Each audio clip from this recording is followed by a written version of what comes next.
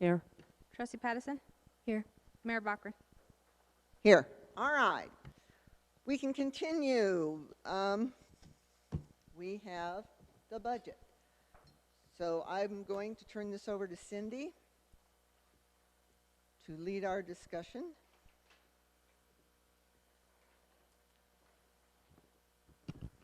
Hello, everybody. How are we this evening? Am I going to spill that if I put that there? All right. Well, we had one person send in questions, and that's it. I'm positive that there's more people that have questions than that, but I don't know what they are because I didn't get them beforehand. So, I'm going to go through what you got in the packet really quickly so that you know what you're looking at. And then we'll go into questions from there. Does that work? Fabulous. So the first 10 pages is the transmittal letter that explains the budget. The next page is a spreadsheet that compares 2021 budget payroll to 2022 budgeted payroll on page 13. And then the remainder of the pages are the budget. The only thing that we are not going to touch tonight is the water budget, and that is because we're having the special meeting next week with the rate study, and so we will do the water section at that time. I have a question, Mary. Sure, go ahead. Somewhere in our recent past discussions, somebody indicated we can't carry stuff over from last year or from the prior years. And I think that some of your narrative does that. I don't know, can't exactly point that out. But does any of your estimates of costs and whatnot carry stuff over from 2020 and 2021? So that's not a completely accurate statement. Things are carried over from 21 into 22 if I know that we're not going to complete them in 2021, and otherwise then it is technically carried over in the reserves. Well, but I thought the statement was we couldn't do that. So if in the next year's budget we want it in there, we have to reallocate it in, not just carry it forward. That's my comment. Well, we do need it. It's best if you want it carried over and make sure that it gets done in 22, that it's as a line item in the 2022 budget rather than trying to use the reserves. It's cleaner if we carry it over and show it as a line item in the 2022 budget rather than as a reserve number. I think we have to assume that if we want it in there, we need to put it in there, not just assume it's getting carried over. Absolutely. Okay. Yes. I have a couple questions on the budget message as well. The first one's on page 7, and that's in regards to public safety under training grants. It says the budget allows $200 per officer for non-reimbursable training and $1,000 per officer for reimbursable training, and that is per budget year, I'm assuming. Yeah. Yes. I just wanted to clarify that. Also, the victim's advocate, the next item. Do we have 2 part-time advocates? We do? Do we? Yes, it's a joint, we have a joint agreement through the other communities throughout Delta County, and that has been one of the last good things that the former chief did was that grant application for the upcoming year where he did receive full funding. So the only budget line item in the town budget regarding that is the continuation of the cell phones, and we don't have to allocate any funds like we did in 2021 to assist in paying for that victims advocacy program. Okay. Do we have a victim's hotline for that, or is that, is there anything on our town website that someone could go to? No, the victims advocacy program is a situation where there's a law enforcement contact and someone that's been a victim of a crime, per their Or- definition, then the officer contacts the victim's advocate who come and advocate for that victim and help them find resources, put them in contact, and support them in any follow-up that they may need throughout the process. Okay. How do people know about this program? The police department informs them at the time of contact So- of the victim's advocate. So they would have to call 911 or the police department for that? Yes. Okay.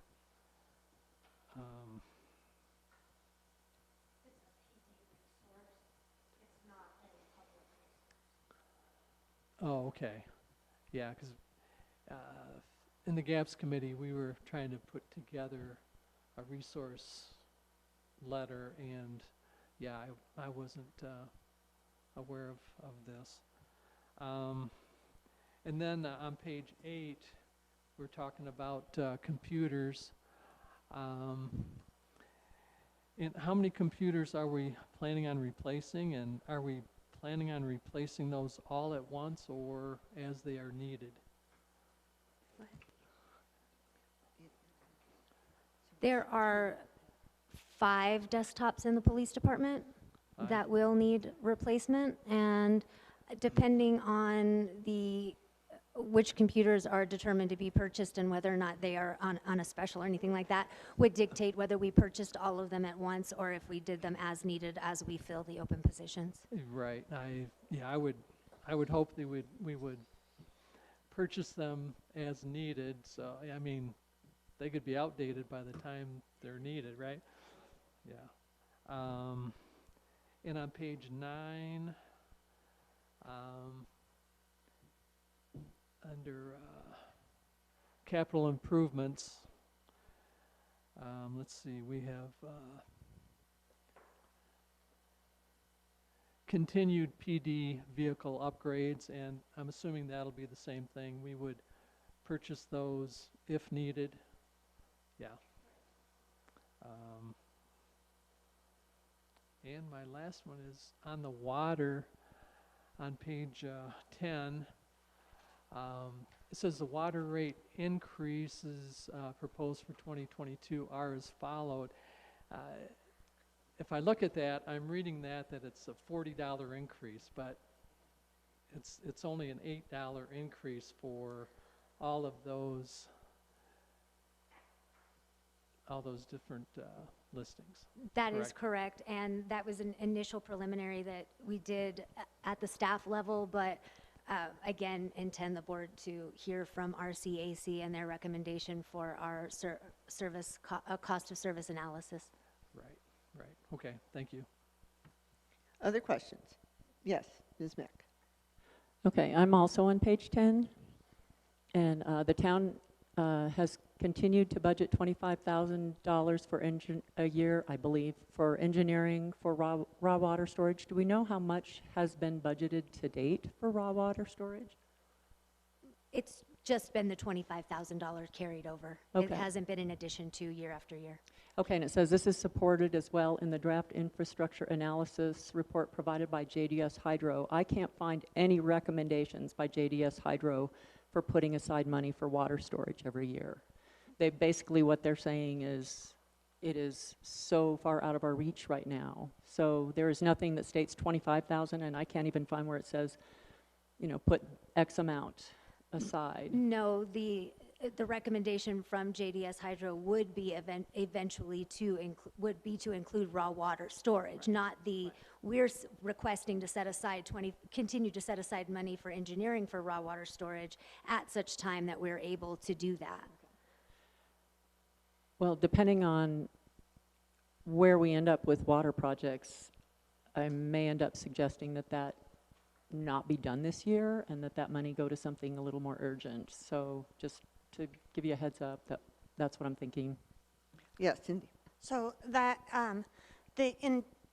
so in budgeting, we budget for it because that is the second priority to getting the tank lined. The tank lining is the first priority, and it will take what it takes to do. Then when that's done, if we have the 25,000 left, then at that point, y'all can choose to continue with that or not. But it's a second priority, it's not a first priority. So the tank lining's the first priority, and it'll take the money that it takes to do that. Then we can, if we have it, we can move, you can vote to move forward with it, or if not. But if we don't budget for it, then you have to go through and redo the budget to be able to add it. This way, you can not do it, it doesn't have an effect, but you can do it if the money's still there after we get the tank lining done. Does that make sense? Yes, it does. Okay. Ms. Patterson. Yeah, I just want to say I agree with Tammy on that. I feel like raw water storage is way down the list of priorities of things that need to happen with our water system. And rather than setting aside 25,000 specifically for engineering of raw water storage, it makes far more sense to me to have that 25,000 in reserve and then the board allocate that based on our actual priorities. Instead of saying this is money we're spending on raw water storage and then we have to budget for the income related to that, and to me that doesn't make sense at this time. So, may I? Yes. Thank you.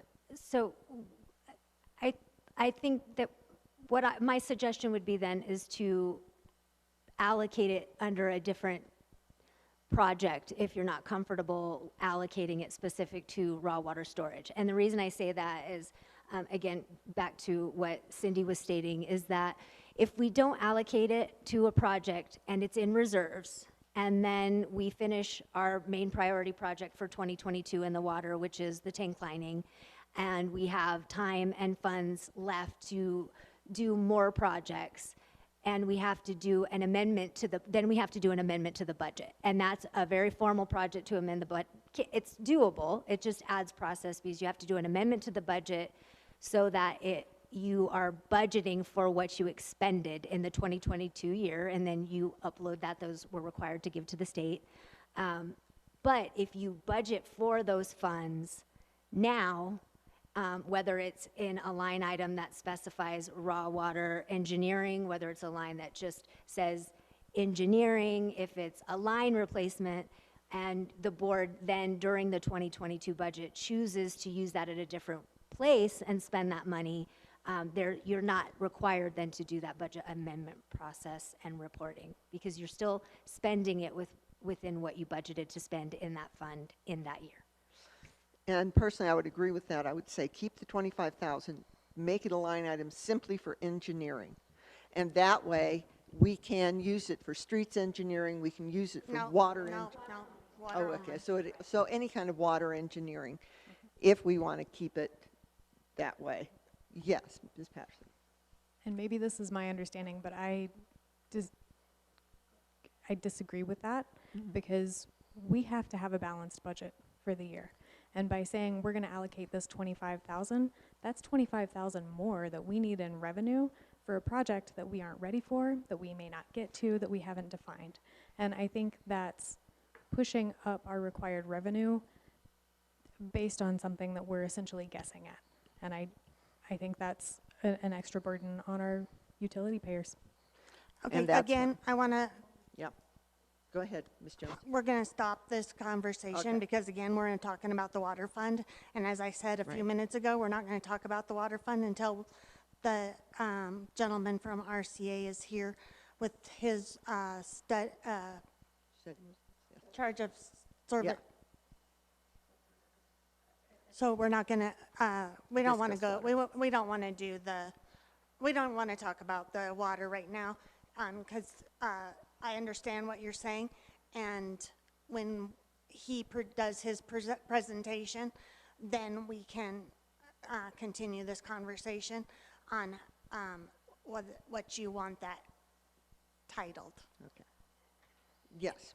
And if I may, to add to that as well, a good reason to not continue is because he, in his presentation, will have his data spreadsheet so that he can manipulate the numbers in real time to the board to show what difference that makes in what the suggestions would be for any rate increases or decreases for the community based on the amount of money we are allocating in that fund for the year. So it would be a good one to have when he's here. Okay. All right. Are there other questions not concerning water? Yes. Pat. Still on water, but not, I just want to know if staff has a draft of that rate study, and if so, can we get it with the understanding that it's a draft version? I think it would be very helpful to have any information they can provide before that meeting.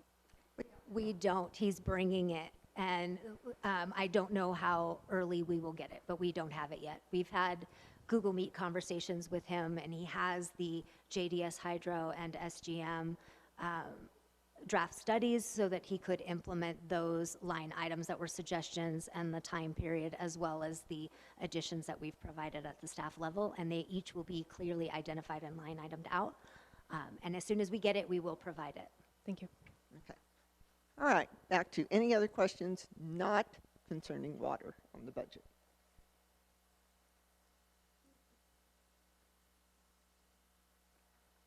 Yes.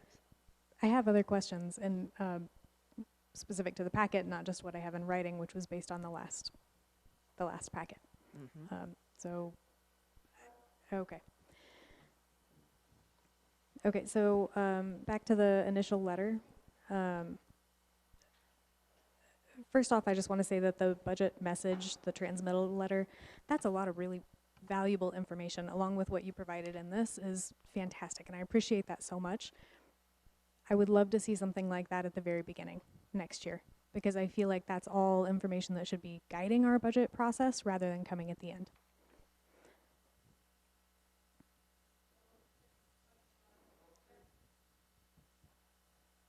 So you know, this comes from that.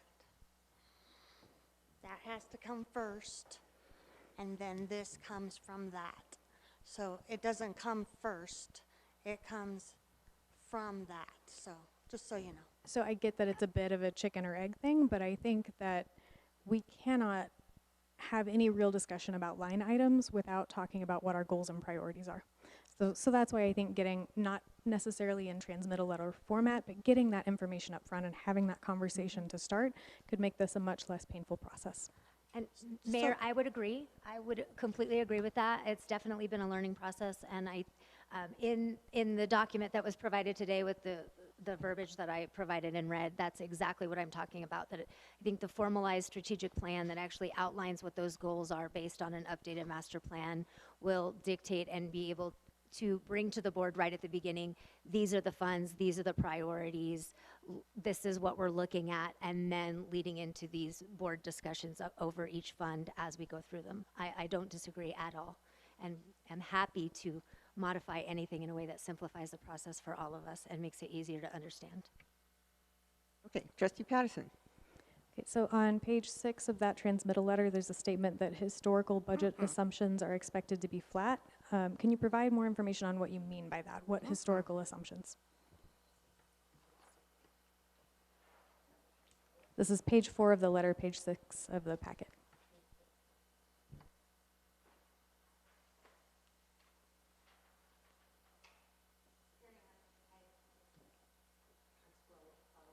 That's okay. So what I said was there's a statement that historical budget assumptions are expected to be flat, and it's not clear to me what those assumptions are.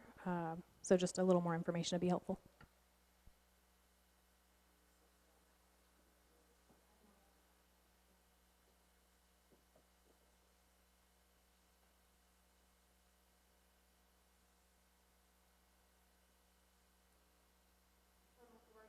Okay, To improve. Okay. But what it means, there's no expectation that some of the budget assumptions, there would be a change in them. If they're historically the same or within the same costs, there's an assumption made that we wouldn't see a change to those in the 2022 budget, but we'll expound on what those are. What listed out were the ones that we knew were expecting an increase. Thank you. In other words, we have provided a flat budget. So we're not accelerating or decelerating anything because the economy doesn't support that. We are budgeting flat because we don't expect a spike or a decrease in anything except for the things that we have mentioned.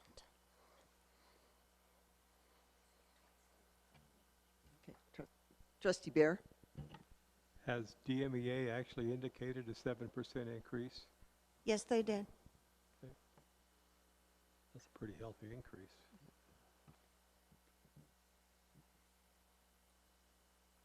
Okay, Trustee Patterson? Each of them have submitted to the commission increases. Okay, so payroll, we looked at payroll in September, and there was it was sort of a partial discussion at that time and a statement that it would come back before the board. We have not yet seen payroll again, including the revised allocations of what's being paid out of which fund. So I think that would be important for us to see before we're making any final decisions. There's a statement that more has been moved out of the enterprise funds, but we don't have any details of what that looks like. Does that make sense? Yes. Thank you.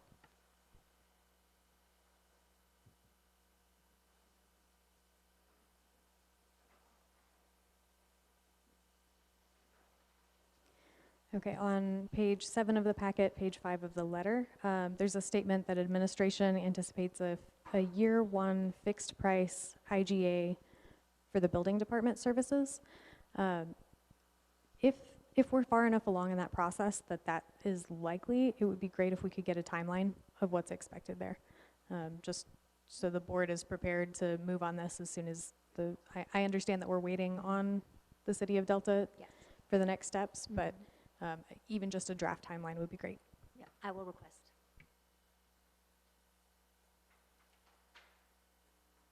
And following up on Mick's question about the computers. So we've got a budget for desktops of $10,000, but if I'm remembering correctly, we also spent $10,000 on laptops this year. Those have got to be some pretty good laptops. Is there any way that we could use laptops instead of desktops and save some cost? The laptops that were purchased were department head laptops, and so we did not purchase enough laptops to office the police department. Right. The police department does have hardbook in-car laptops that they use when they're out in the field, but they are not compatible with running within the office. So, yes. Okay. So my understanding is the laptops were purchased for remote work for COVID. Correct. My thinking is if they're not being used for remote work and they could potentially be used in office instead, maybe we could shift some things around. They're the ones we're using in the meetings and such. They're the only laptops we have for the department heads to use when they're outside of the office. So. Okay, thank you. Mm-hmm.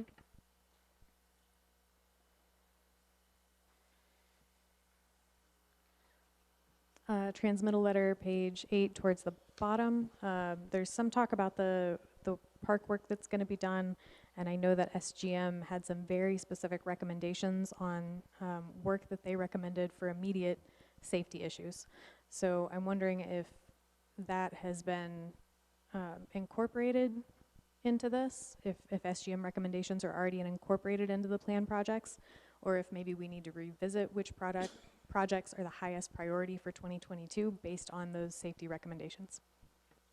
This is not updated to reflect. We're looking at SGM's recommendation as well as Western Slope Consulting's recommendations, some of their preliminary recommendations as they're coming through with the Parks, Rec, and Trails master plan as well. So that some of those projects may need to be shifted. So we should expect an updated project list before we finalize the budget based on that? That assumption would be correct, although the dollar amount won't change because this takes all the dollars that are available in the Parks Fund. So there may be a shift in the name, but it would be the same dollar amount. Okay, thank you. And while we're on that subject, the asset inventory strongly urges replacement of mezzanine guardrail with one that will meet or exceed OSHA or IBC code. So I just wanted to put that out there that I think that sounds like an accident waiting to happen it's in the shop building. So I just wanted to make sure that that is considered as part of this budget. That sounds like, well, they say it represents a health safety concern and strongly recommend it being taken care of. So what I would state to that is that we are aware of their recommendation, and but we tend to lean heavily on CERS's recommendations when they come in, and they've done their assessment of the shop area as well, and didn't find that to be a violation or priority, but we're definitely looking at it. So it's a different. We have our insurance carrier who provides those recommendations, and then we have a draft preliminary recommendation from an engineering firm. And so we definitely try to blend the two priorities, but dependent on the project would determine who we base our decision more heavily on.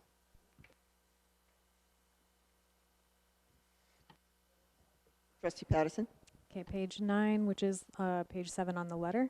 There's a statement regarding the impact fee, the 3% impact fee that we charge our enterprise funds for use of the town's streets and alleys.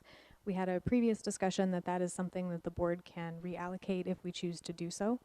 I would like for us to consider reallocating that because I do feel that our highest priorities are within the enterprise fund and water specifically. And while I know we do have a lot of spending we need to do on streets as well, I don't like the idea of pulling out of enterprise fund to do that. We are going to have the additional revenue from marijuana sales as well this year. So I would like to see that 3% impact fee removed and the funds retained within enterprise.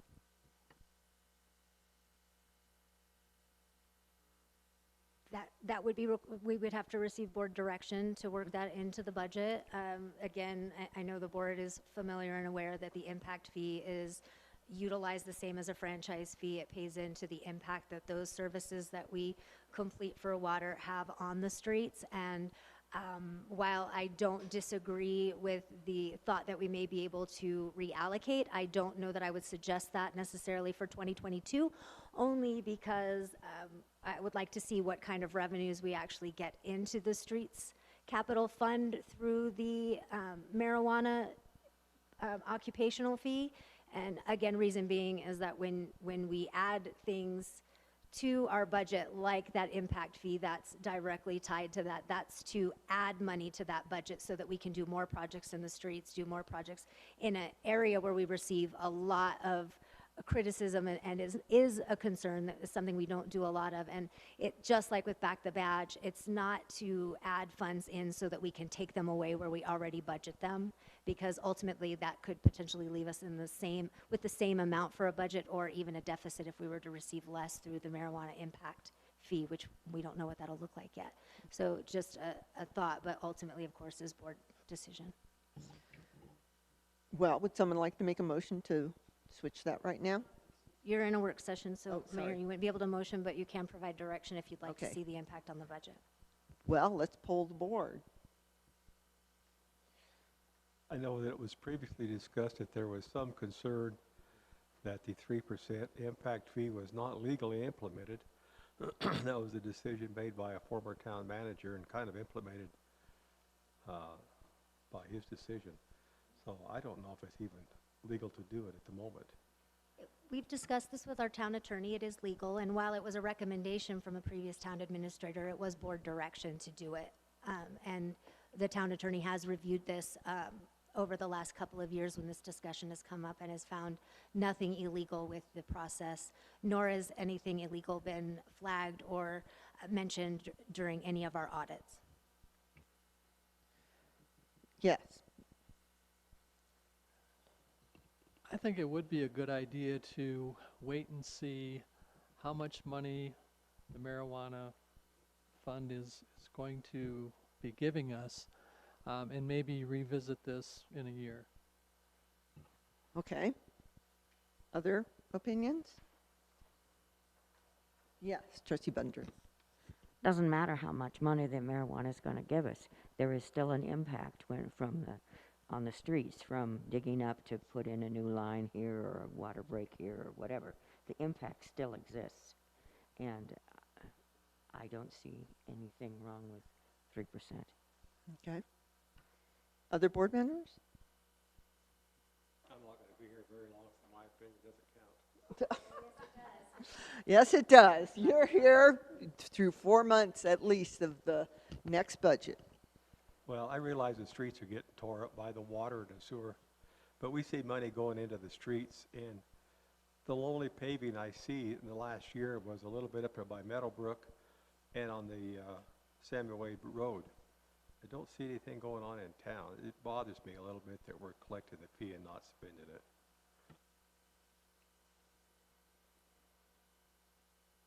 We spend it Trustee every Patterson? year in Yeah. the streets, in street repairs, and so it's not just overlayment, it's also potholes. We're filling potholes where there's more to streets, capital and street repair than just overlay or replacement of streets. And we do have other street projects that were supposed to happen this year, but we don't have enough in those funds to do them, and that's why you collect those impacts. And I know that we have a strong need in water, but again, we don't want to rob Peter to pay Paul and have a situation where we put all of our ducks in the water enterprise and then find ourselves with a serious situation and no funding in our streets either. So again, I would recommend and ask the board to continue for 1 year's budget so that we can assess where that budget looks like in the street based on these other incomes before the removal of the impact fee. Trustee Patterson? So from my perspective, it's a matter of priorities. I think water is our highest priority. I think everything we do on our streets impacts the streets. That includes the police department. We don't charge them an impact fee. They're driving our streets all the time. To me, it's not a question of, is the marijuana income going to completely replace the impact fee? The question is, where do we need the money? And I think we need it in our enterprise fund. Okay, Trustee Mack, you're the only one who hasn't chimed in so far. I would agree with that. I think that's a really good observation. And yeah, water is our priority. I think looking into changing that impact fee is a good idea. I'm behind it. Trustee Bear? We don't have, it's not an all or nothing thing. We could carve water out of the equation. Just something to think about. So you're suggesting that we don't take the 3% from water? We take it from trash Well, and sewer? I mean, it's not, I don't think we're talking about an all or nothing thing. There's nothing that says we can't split it up. Just something to think about.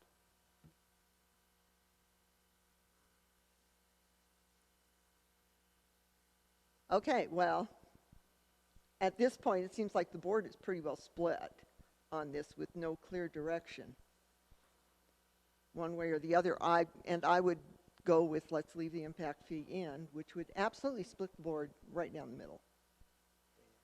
Madam Mayor, Yes. could I suggest that we add it to an agenda so that we can actually have a discussion and make a formal decision and take a vote on it, and then we've taken formal action, whether either way. Or perhaps we can have it, we will have more budget sessions. And perhaps after we look at the water and see what the RCAC study says on water, then we can come back to this and address it at that point in time. As long as we can get it on an agenda for formal action, because in a work session we really can't give formal direction right now. So I would like to see this maybe on the first agenda following our water discussion, if we could do that.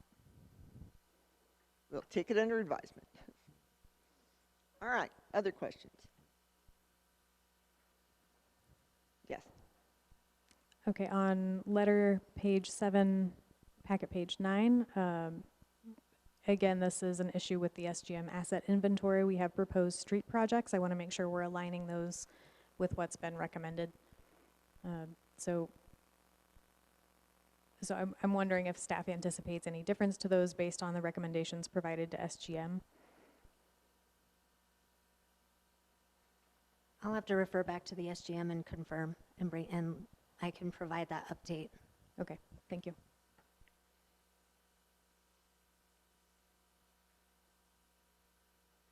And same concern with the Conservation Trust Fund. There may be better safety-focused use of those funds if we have immediate needs identified by SGM that those funds could be allocated toward.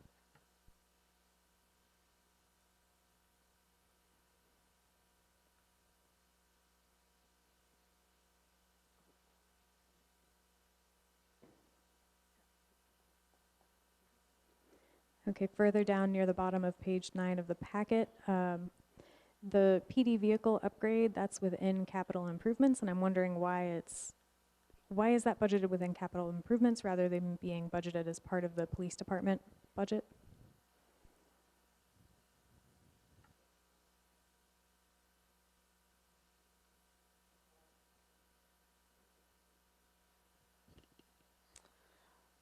So in the past, we have taken the capital improvement fund and allocated those funds.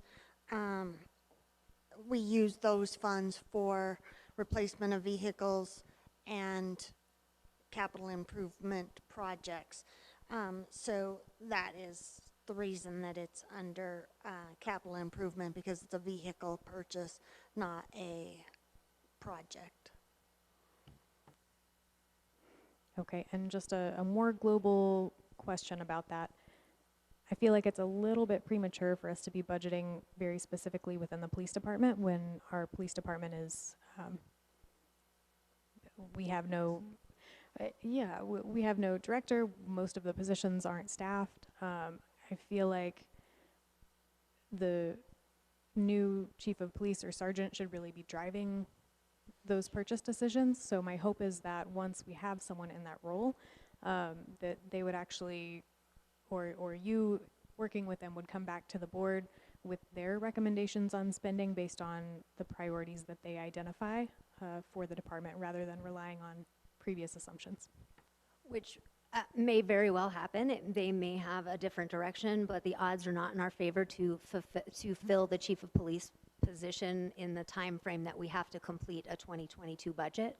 So what's in are the assumptions and direction from the previous chief on what he saw things were going to be needed to take care of in the 2022 budget. And we have 2 positions that are not filled in the police department. There's an open police officer position and the chief position, but we have 1 position that has been filled, and our cadet that is doing stellar in the academy and is scheduled to graduate and begin working for the town in December. Yes, Trustee Bear. I'd just like to remind the board that even though it's in the budget, doesn't mean it's purchased. They still have to come back and ask permission to buy it.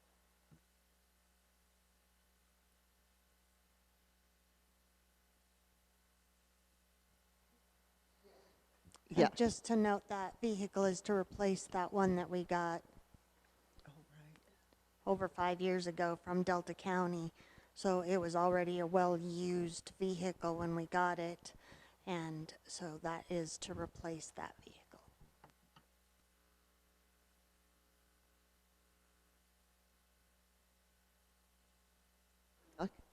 How many police vehicles do we have?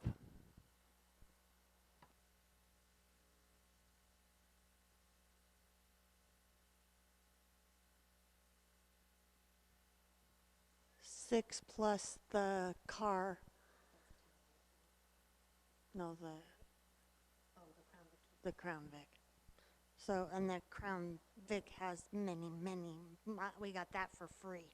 So, that has many miles on it. That's parked. So we have 6 vehicles. And the one that we're talking of, that this is in there to replace, is the oldest, most miles. It's the one we got from Delta County. The other ones are all, new, they were purchased new. The ones before that were all purchased used. So we have 5 new vehicles, or well, they're now 3 or 4 years old. The oldest 2 are 3 or 4 years old. Then 2 more. Then this one will replace the one that we got from Delta. So that's why we only need 1. This is Yes, when it'd be Ms. Vick. nice to have a list of all the vehicles, the mileage and so forth on them. So, We're working on getting that compiled and confirmed. thank you. Ms. Patterson. On page 11 of the packet, there's a statement about budgeting for a tote trash system. I'm wondering if you could provide more information on the benefits of such a system. Will it decrease our staffing needs, equipment costs, efficiency? Why are we budgeting to switch our system when we have functional equipment? So it's a couple different reasons. One is for, it wouldn't change staffing other than we would be able to pull someone off of the trash truck that currently rides the trash truck to tip trash. It's also safety. We reduce potential workers' compensation claims when we're not having to manually tip when they're literally tipping every trash can. Most users on the town system are a standard user, which means 3 trash cans that can weigh up to 100 pounds each, and they're doing that at every location. So moving to that tote system would reduce the amount of people that have to operate the trash truck. It would reduce risk to the employee through a workers' compensation claim and simplify that. And we also anticipated the switch to a tote system at the time of purchasing the new trash truck, and so it is already equipped to run that system. Trustee Bear. Yeah, I would be a little suspect of your statement, they can weigh up to 100 pounds. I had one that weighed too much and it was rejected because it weighed over 40 pounds. Secondly, this discussion we had 2 or 3 years ago when we purchased that truck, and Public Works Director Loberg indicated that that would not work in the alleys and stuff where we have our current trash cans. So unless we're really going to change things in routes and how people get their trash picked up, I understand that it won't work.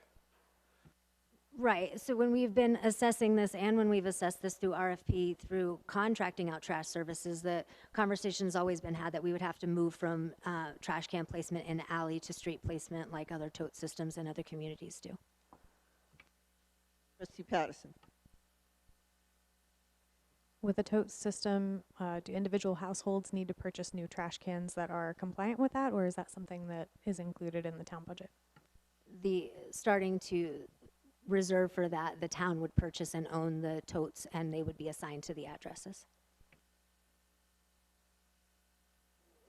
And would, with an automatic tipping, would that remove the weight limit associated? There are weight limits associated with the truck, but they're more than the human can lift, yes. Thank you.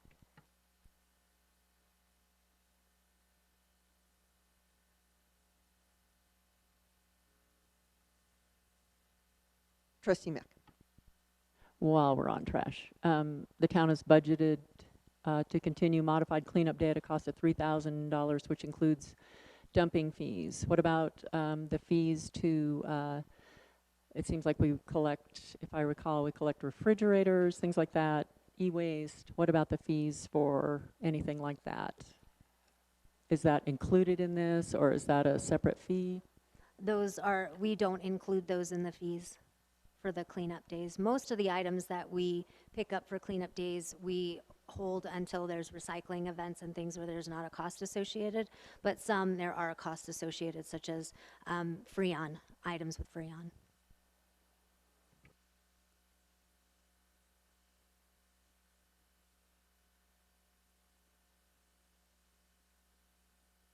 Trustee Patterson. Okay, so I'm moving past the letter, page 13. Again, I would like to see the payroll breakout again, including what's allocated to which fund, to help make some decisions here. But it looks to me, if I'm reading this correctly, that we are increasing from 27 to 30 people on staff. And with the cost increase for payroll, that works out to about 80,000 per new hire. Am I reading that right? Or It's 2 staff and a small allocation for seasonal, should we need seasonal during the summer months. But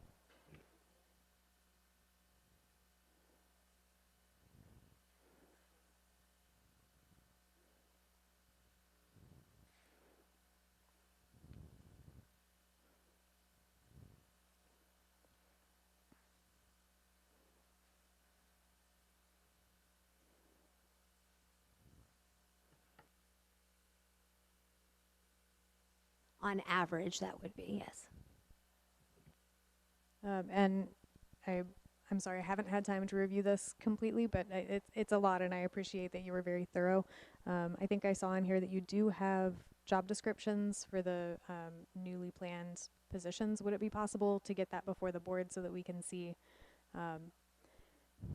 not, I want to be clear, I don't want to critique individual job descriptions that you've created, but I think it's important for us to know your direction and your priorities and what you're looking for in your staff. So I would like for us to have those job descriptions in front of us, maybe by the next meeting if you have them available. I can get them to the board, yes. Thank you.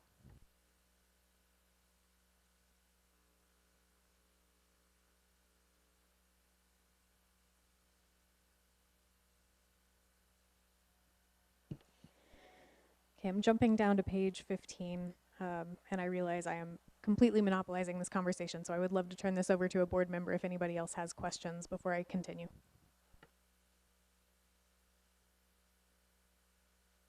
I think you're on. Okay, page 15 of the packet, capital improvement allocations for 2022. This is not entirely clear to me what we're looking at here. So as an example, if we're looking at town hall upgrade, it shows an allocation of 32,000 with 32,000 remaining. But then we have some numbers that look to me like past expenses for 19, 20, 21, or maybe those are past allocations. I'm just not sure what I'm looking at here.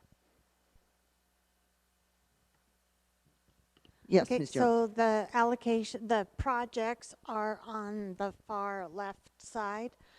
The amounts that are being allocated to those projects are under allocations, and then under 2022 sales tax, that's the new, where the new money is being allocated. The remaining amount is being carried forward from previous years. Okay, so those numbers in parentheses, again, looking at town hall upgrade, the 20,000 in 2021, the 10,000 in 2020, those are the amounts that were allocated in those years but not spent, so they are carried forward and still available for that project. Is that correct? That's correct. Okay, and am I understanding correctly that this is, these are board allocations, so it is up to the board if we choose to reallocate that same amount to town hall upgrades in 2022, or if we want to reallocate that to something else at this time. That is correct, yes. Okay, just wanted to be clear, those are not committed until we say they're committed and or approve the budget as presented. That is correct. Okay, so for town hall upgrade, what's included in that?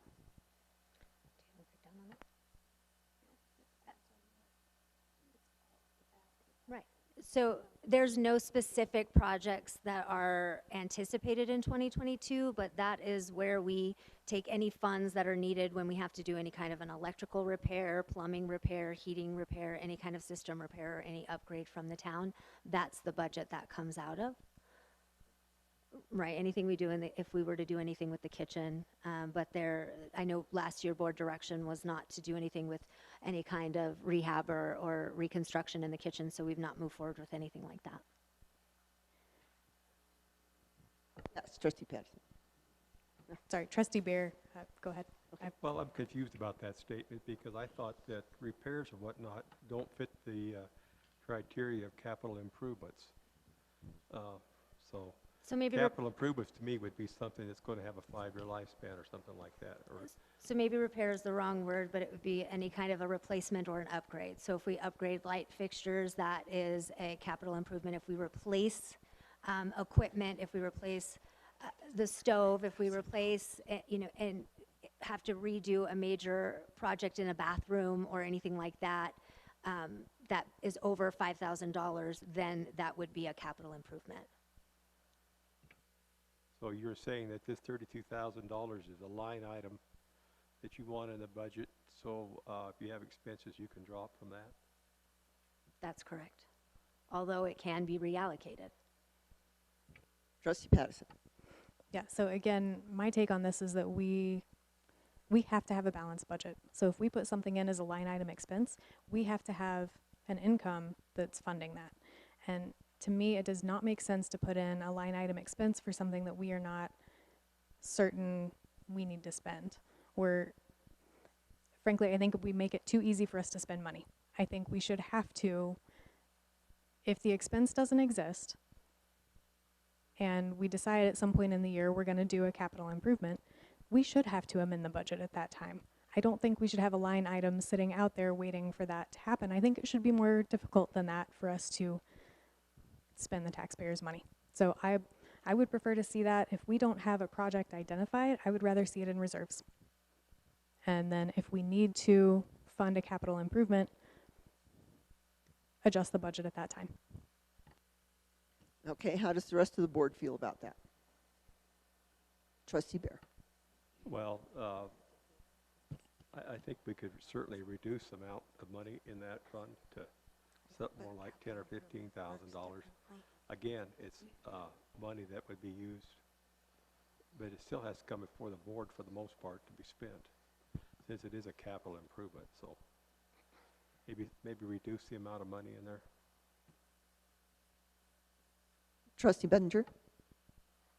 I just know that there were certain projects discussed about, like the upstairs in that office, which is very hot in the summer and there's no air conditioning, things like that, that were discussed and never actually done. And so I would like to keep a pot in there for that. Trustee Johnson. I'm just wondering historically what we used. In 2021 was the budget 32,148 and we only used 10,000 or 12,000 of it. Do we have any idea what we used the past few I'll years? have to go back and research that. I don't have that answer right now. I'm sorry. Yeah, it's okay. Thank you. But one thing I want to explain is that capital improvement fund works differently than the general fund and the enterprise funds. It is a 1% of the sales tax is for, and that all needs to be allocated to something because it's to be spent. It's a project-based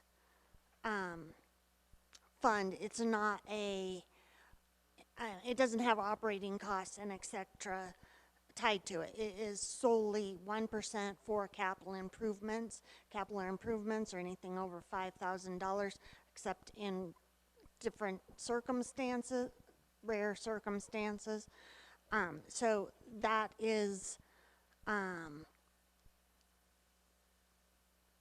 this carries forward from one year to the next until it's completed. It isn't it's not a reserve fund. It doesn't carry a reserve. It is allocated to something. And so if you want to pull it out of town hall expenses, other boards, you guys can do what you want, but other boards have put all the excess to streets. Trustee Pattison.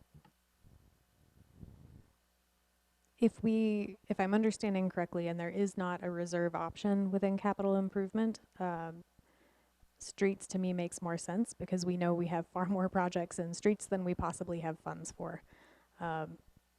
So I don't see, to me, that makes more sense in terms of our priorities of where to put any excess funds rather than carrying forward based on projects that may or may not ever happen. Mayor? Yes. And that's absolutely fine. These are carry forward line items. We can move that in the capital improvements budget to streets. And then if we did have a situation that occurred at town hall, we would bring that back to the board and say, this is the amount of money that we need to take, and we want to take it from streets capital to address the situation that we have at town hall. And how does the rest of the board feel about that? I'm seeing nods.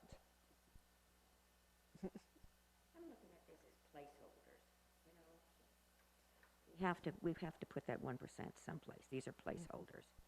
And maybe you don't have a particular piece of equipment or in mind right this minute, but you know that there's going to be something. You have to put the 1% out here. And we could move it if we had to. And it does make sense to me to have at least some amount under town hall upgrades because we do have things that happen in town hall that we need to address. So having some monies in that line item makes sense to me, but then putting the majority into streets makes sense to me as well.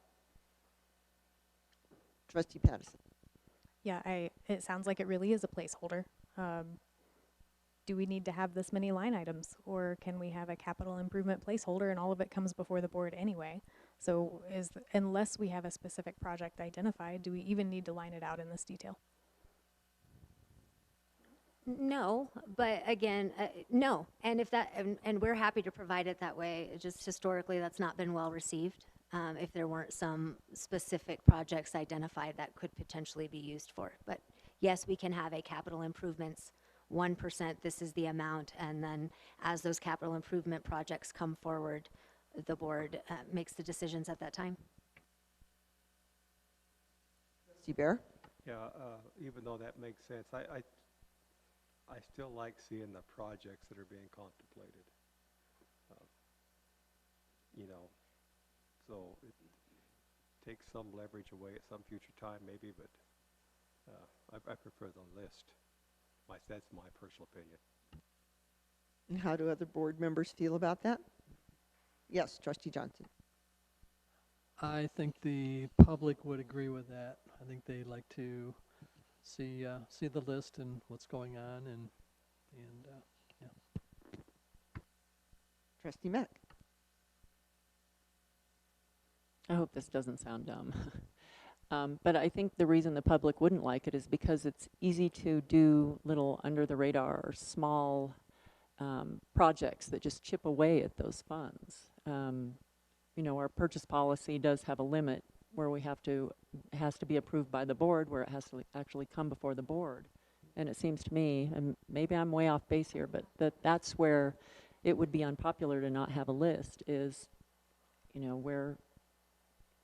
where is that money going to go? Well, if it's not designated for something, then it wouldn't be hard to do a lot of little projects. I'm not saying this would be done nefariously. I'm just saying, the money would be there and you don't have to bring it before the board because it's below a certain amount, and it would be easy to chip away at that money. So I think maybe I'm wrong, but maybe it seems like that's possibly where the public trust comes in. And I suspect that we can't do that capital improvement has to be approved. And I suspect that this board sees every transaction that goes through here, whether it's a dollar. Ms. Jones, I think you need to stop now. Thank you.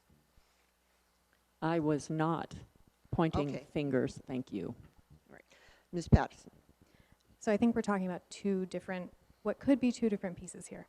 What I want to see is reality. And it sounds to me like the reality is we have a capital improvement fund. We can move money around within the capital improvement fund to pay for the projects that need to happen. We also have a project list that's ongoing, that includes these, that includes other things as well. So my take would be to have a capital improvement line. Here's the money that's available in capital improvement. And every time that comes before the board to make a decision, it's accompanied by the project list, by the expected budget for those projects, by the expected timeline for those projects, so that we're making decisions not based on kind of historical allocations that may not be accurate, and we're essentially placeholders. And instead, we're making decisions based on, this is how much we have, this is our plan for the next couple of years. Can we take this 10, 30, 80% of what's in capital improvement and put it toward this project, or do we have other priorities we need to consider? Okay. Trustee Buninger. I just think that having it sort of spelled out this way prevents an occasion where, okay, somebody's got, and it comes to this one big fund, and it gets out of here, and then this guy over here who was, but wait, we were going to do such and so, and now there's no much money left in there because we just chunked it out of the big amount. I like the allocations. I like them, even though they may not be completely to the dollar what's going to be spent. There are going to be some projects spent in these areas. We know there are. And so I like it the way it is. Thank you. Other opinions from the board? It seems like we are divided again.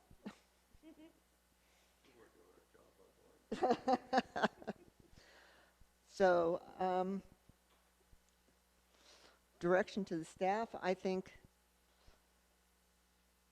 personal opinion, I think we should have at least a list with some ballpark figures about what we expect to spend in these areas.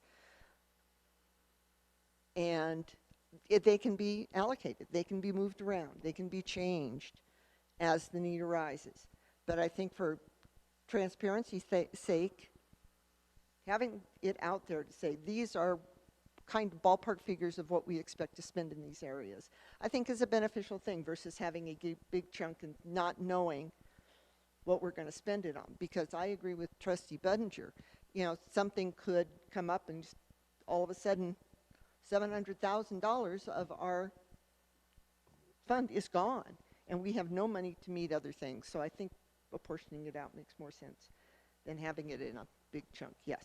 Mayor, I just, sorry. go ahead.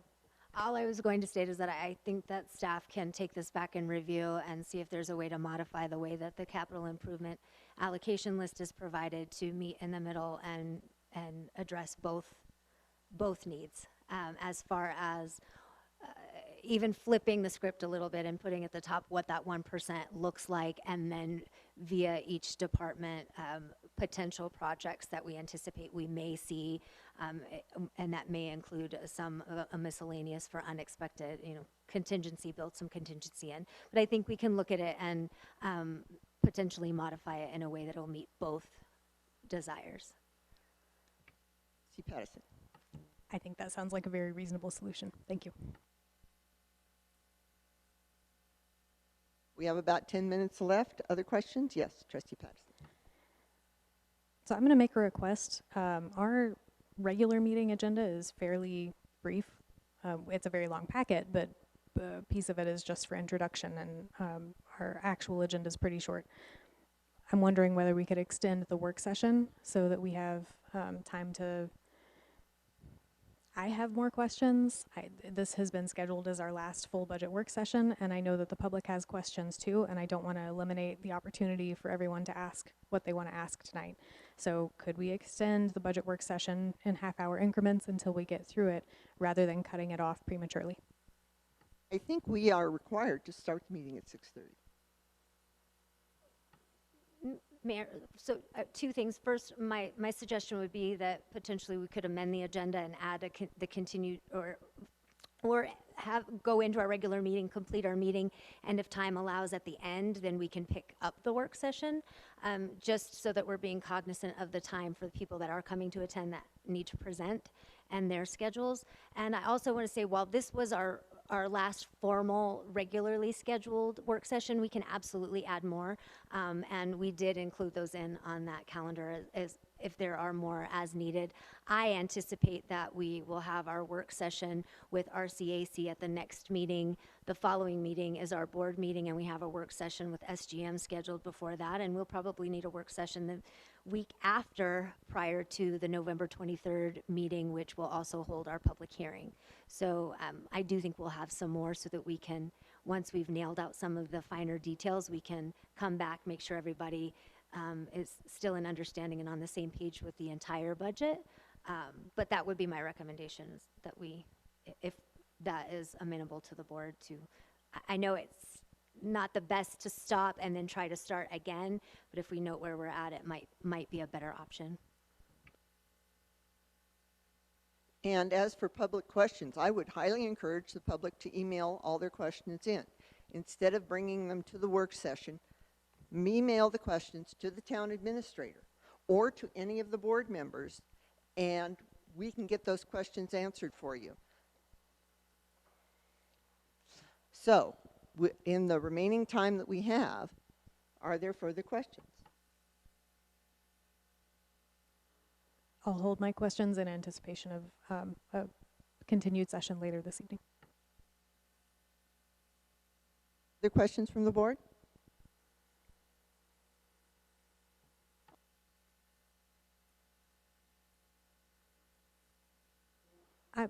Before you adjourn, can we have an opportunity for public comment? Because we still do have a little bit of time left, and there may be people who came specifically for the budget meeting, and if we're asking them to wait until the very end, then that's just as much trouble as asking the regular meeting attendees to wait on them. Okay, we have 8 minutes. I will take questions up until the end of the 8 minutes, at which point I will adjourn the session. Who would like to ask questions of the board? Yes, Ms. Patterson.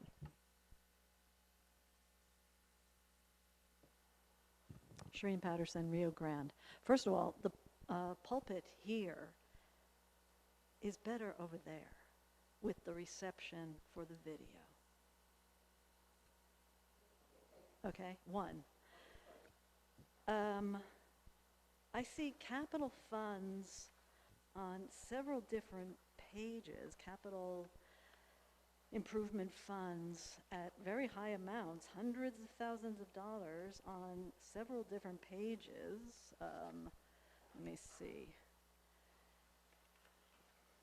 Water fund has a capital improvement fund. There's capital improvement fund, capital improvement summary on page, I don't know what, 28. I don't know what numbers you're referring to for pages. Is it bottom left? Okay. That is 29, page 29. Why is there special capital improvement funds in different rubrics of the accounting or the budget when there's a huge one or two or three in the separate section called capital improvement fund? What's the difference? What's the difference? Ms. Ferguson? I wasn't sure if you want staff to answer. If you were, the spreadsheet that shows capital improvement allocations refer back to each individual fund. So each fund, the enterprise funds for water, has capital improvements that are water. There's sewer, which is an enterprise fund, so there's capital improvements that would occur in sewer enterprise fund. And that sheet is just a consolidation of some of those projects that are then listed throughout the entire budget. Okay, isn't there a page for enterprise funds in the packet or the budget? The water fund is the enterprise fund, the sewer fund is the enterprise fund. Okay, so this capital improvement fund and capital improvement summary is just for the water and the sewer funds? Capital improvement funds, or it covers all the capital improvement funds? It covers all the funds.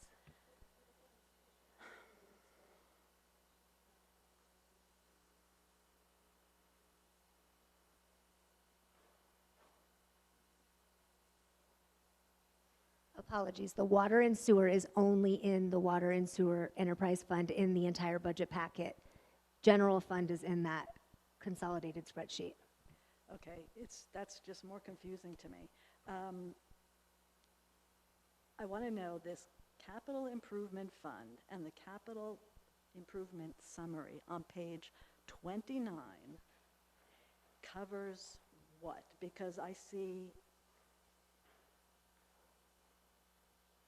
hundreds of thousands of dollars budgeted for 2022, 679,000, 727,000,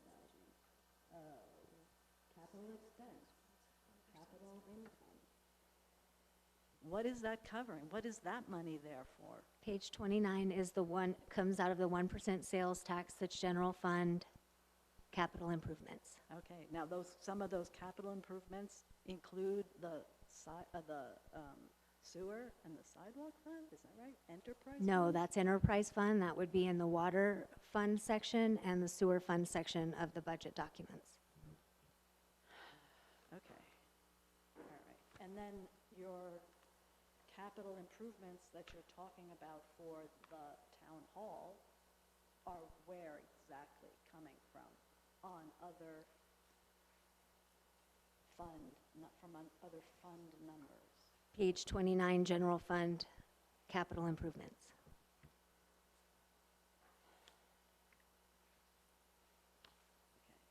So, Ms. Patterson, I suggest, if you have further questions, I would suggest you call okay. Ms. Ferguson and discuss that with her. We have 3 minutes left, and I would like to have another citizen Okay. ask a question. So We thank can you do very that. much. Email Who them else that, would like but to? We just got this packet. Who else would like to? Available. Yes, Ms. Watson, you have 3 minutes.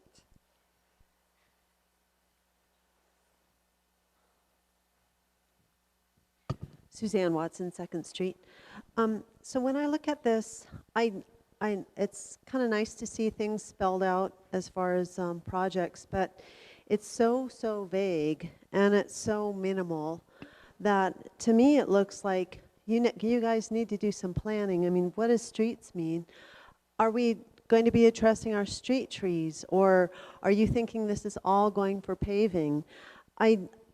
I know that you have the town hall upgrade, but I wish you could kind of go into those categories a little bit and prioritize the projects that you might be having in front of you next year. And if you can reallocate things, maybe you don't have to put things in the categories that don't appear to be very important right now.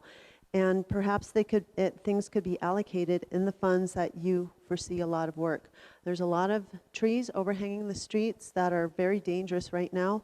I know you put that burden on the property owners, but I would like to see a match between the town and the homeowners, especially if we're going to be requiring specific pruning requirements, as far as the pruners.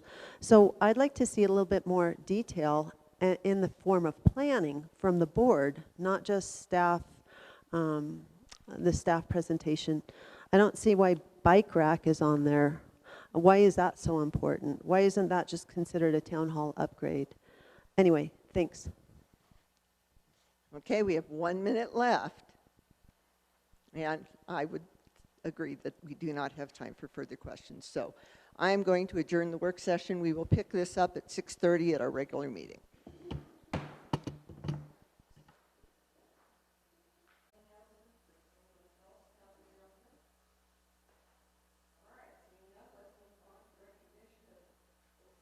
Let's move on to recognition as visitors and guests. We have the DOLA Northwest Regional Manager, Dana Levesque, here with us, and he's going to introduce himself and tell us about DOLA. Welcome, Mr. Levesque. Thank you, Madam Mayor. I appreciate the right spot-on pronunciation of the last name, which is very difficult. I am the Northwest Regional Manager for the Department of Local Affairs. The Department of Local Affairs has 4 divisions. It has the Board of Assessment Appeals, which probably nobody really has heard of, but that's the ultimate authority on whether property is assessed properly or not. We have the Division of Housing, which gives out housing grants, housing assistance. The Division of Property Taxation. The state does not tax the property, but we go out and train assessors and local county assessors on how to appropriately assess property. how the tax laws are interpreted through Tabor and other things. And then the division that I work for, which is the Division of Local Government. The Division of Local Government has 8 regional managers. I'm the Northwest, so I have Moffat County, Rio Blanco County, Garfield County, Mesa County, Delta County, Gunnison County, and Hinsdale County, and all 27 of the towns and cities that are associated inside of those 7 counties.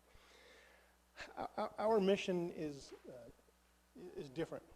We're here to support local government.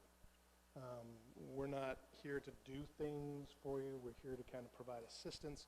Now, granted, most people know us because we give out a whole lot of money every year. We give about $200 million around the state, primarily from energy impact and severance taxes. But lately, a lot of the ARPA fundings, the pass-through fundings from ARPA, the COVID relief funds, the CBDG funds, a lot of those funds.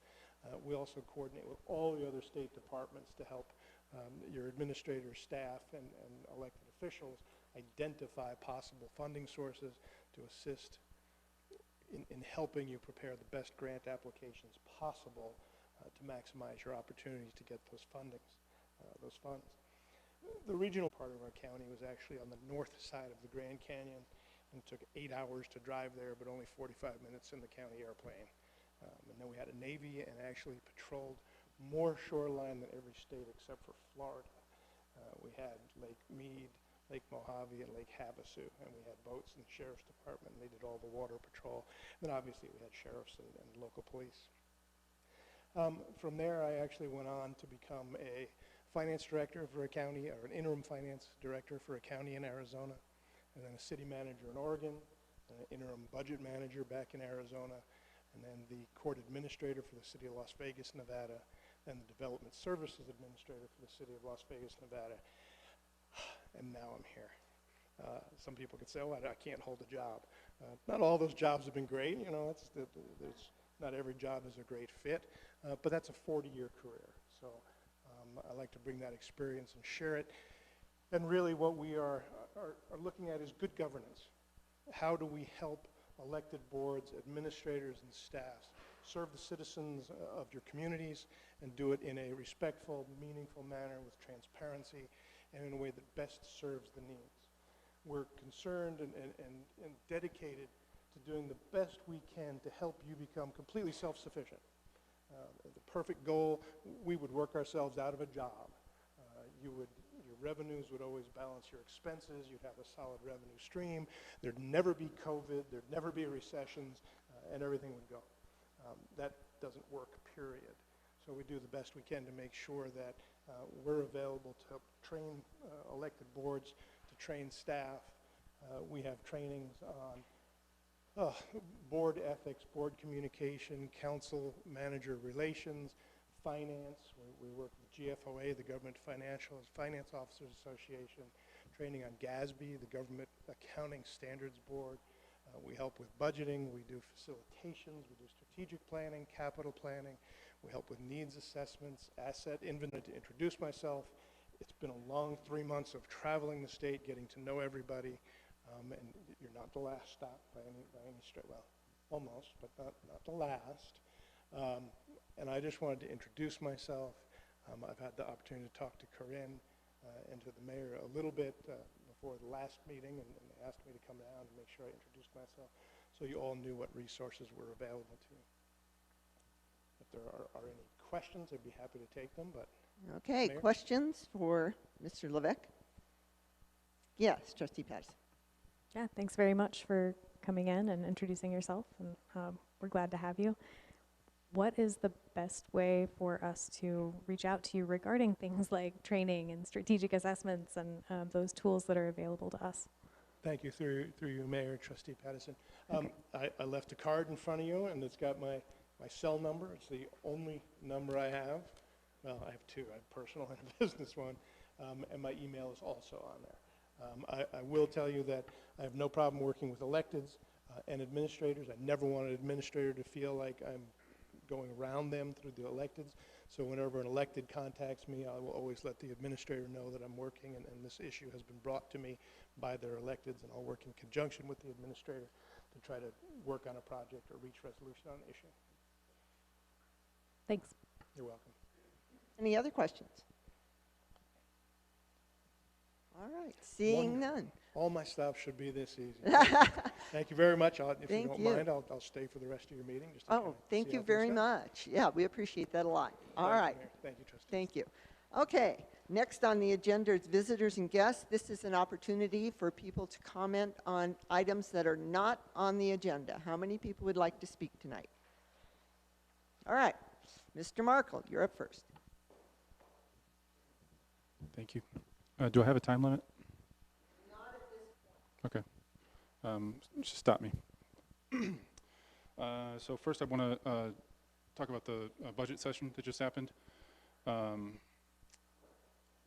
know that we don't have a finalized water budget yet because we're going to wait on the results of the rate study, is my understanding. But I would like to, if you guys still have it open, it was on page 30 of the packet. Just want to bring your attention to the water, what was it titled? The water fund. And I'm, as a member of the advisory committee, I'm very familiar with the reasoning. But your water fund budget is double what it was in 2020. And I think that your sense of perspective may be very skewed. And I wanted to address a couple comments. One, Bill mentioned that, Trustee Bear mentioned that just because something is budgeted does not mean that it has to be purchased. And it only works that way if you say no, if you vote no. So I can count on one hand probably the number of no votes that weren't Michelle on spending measures in the past year from this board. So effectively, if something is budgeted, that money is already taken from us and spent. And usually without much consideration, and in my opinion, sometimes frivolously. And then another comment that Mick had was his question regarding previous year's budget for town hall capital improvements. And I would love to have been able to answer your question, but I cannot. I have the 2020 budget and the 2021 budget open in front of me, but I can't find that information in them because they're not searchable. And that effectively means that they're dead. And I'm going to reiterate, I've talked about this in the past. I'm going to reiterate and show you an example, hopefully, of what I'm talking about. When you guys, I don't know the workflow process that is produced, and like nobody knows what happens in the office. So I can only guess based on what I'm seeing. I guess that the way that packets and information that's presented to the public is put together is that it's typed on a computer, printed to a printer, taken from that same printer to a scanner, maybe it's the same machine, I don't know, and then scanned to PDF, and then optical character recognition passed across that scan, sometimes. And what that gives us, I'm going to demonstrate here, is this.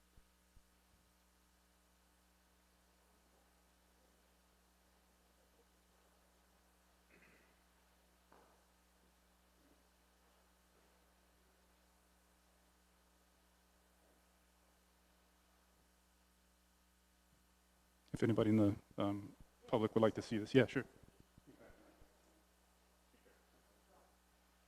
So it's gobbledygook, right?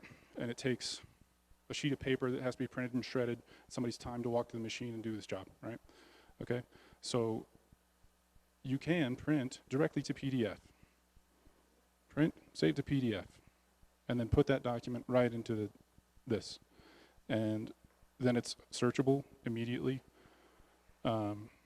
and the document can live on. We can make an easy comparison between last year's and this year's. If there's something that was mentioned 3 years ago, we can find it like that.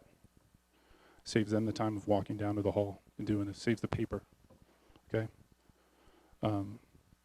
And I know that nothing I say here matters because no action is ever taken, but I hope that you will strongly consider saving all of our time and all of our effort with this one simple trick. Thanks. Thank you. Who else would like to speak? Yes, Ms. Watson.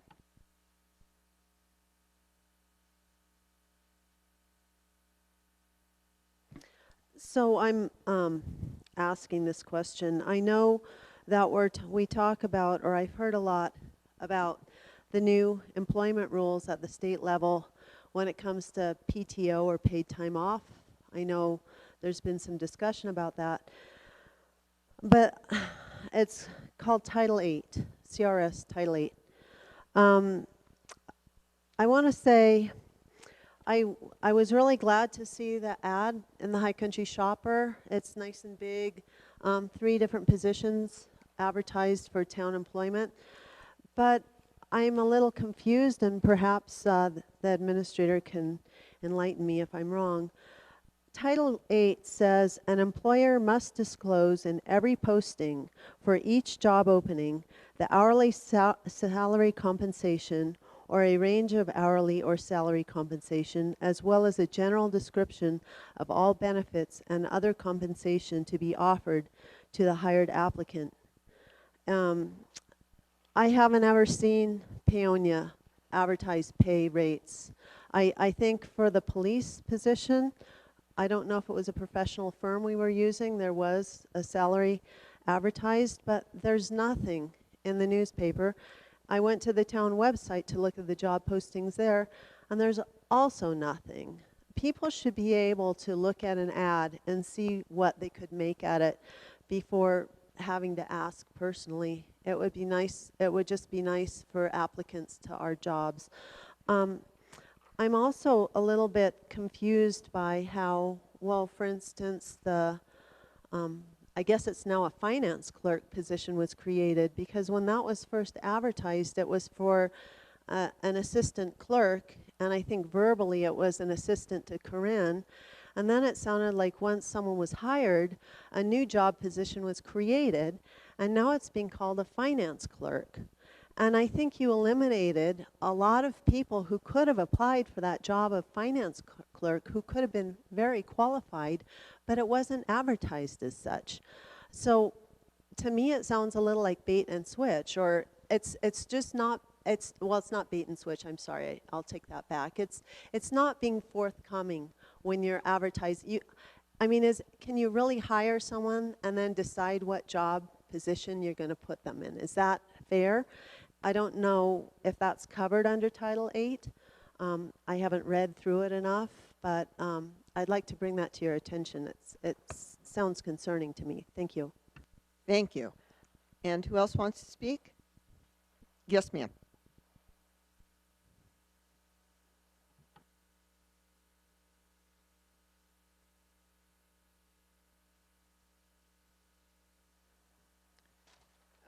My name is Marion Hillary. I live on Delta Avenue in Paonia.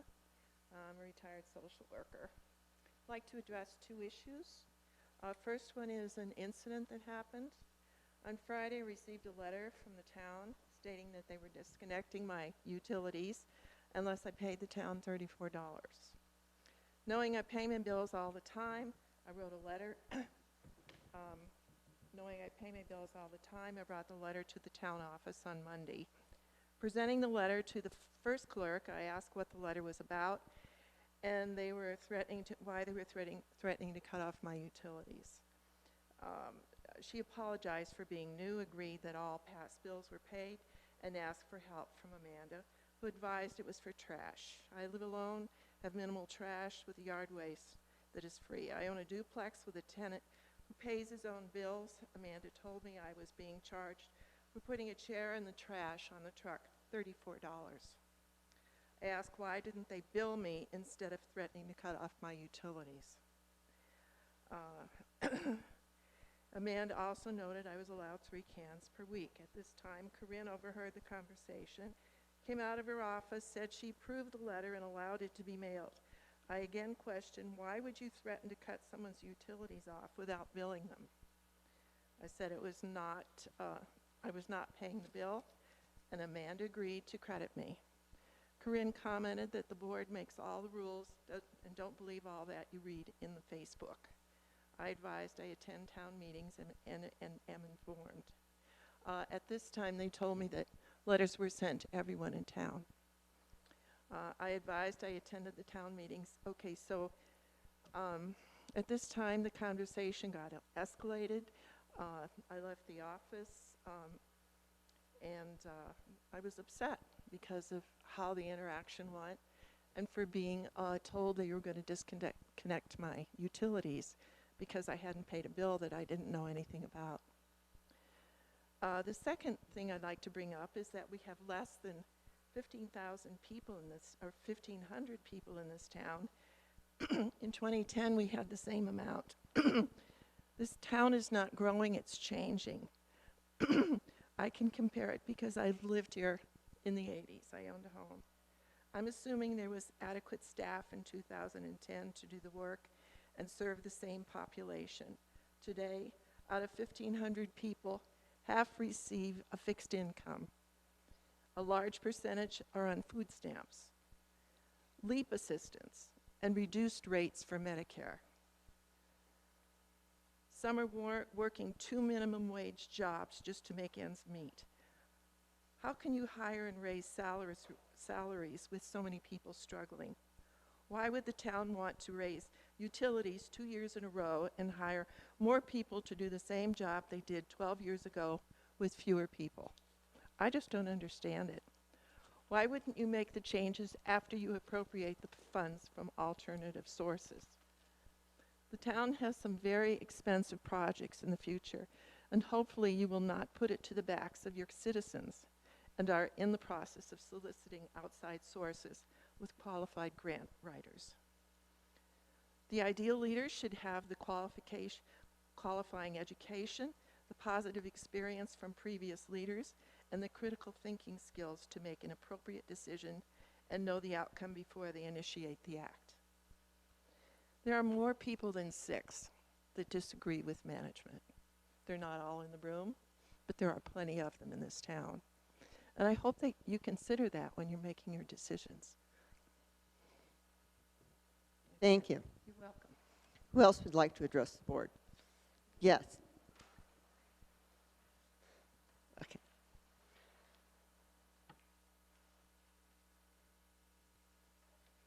Hi, my name is Betsy Johnson, and I live at 1010 3rd Street. I'm a volunteer for the Western Slope Conservation Center and a very lucky user of the Paonia River Park on a daily basis. And now we have a wonderful new trail extension across Grand Avenue to double our fun.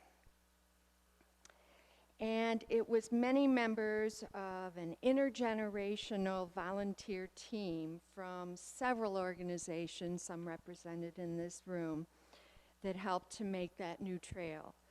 My purpose for speaking tonight is to thank our town administrator, her staff, and our town council for collaborating to offer our citizens and travelers in the North Fork Valley a safe and scenic trail loop, which is already being enjoyed by children and adults in our community. Just yesterday, I met 1 deer, 2 senior walkers, 20 chattering kindergartners, their 2 teachers, and 4 volunteer assistants as I hiked the groomed gravel trail with my dog Luna. A shared experience of 31 souls that would not have been accessible to at least 30 of us without your support, your equipment, and your expertise. What an amazing educational and recreational resource you and we now can claim. Thank you, and keep up the good work. Thank you. Okay. Who else would like to address the board? Mr. Keenan.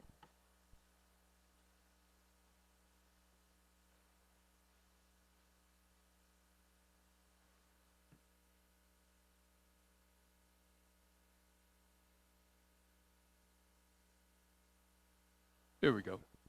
Thank you, Madam Mayor. Good evening. So sometimes you come across some information where you just want to share it with everyone.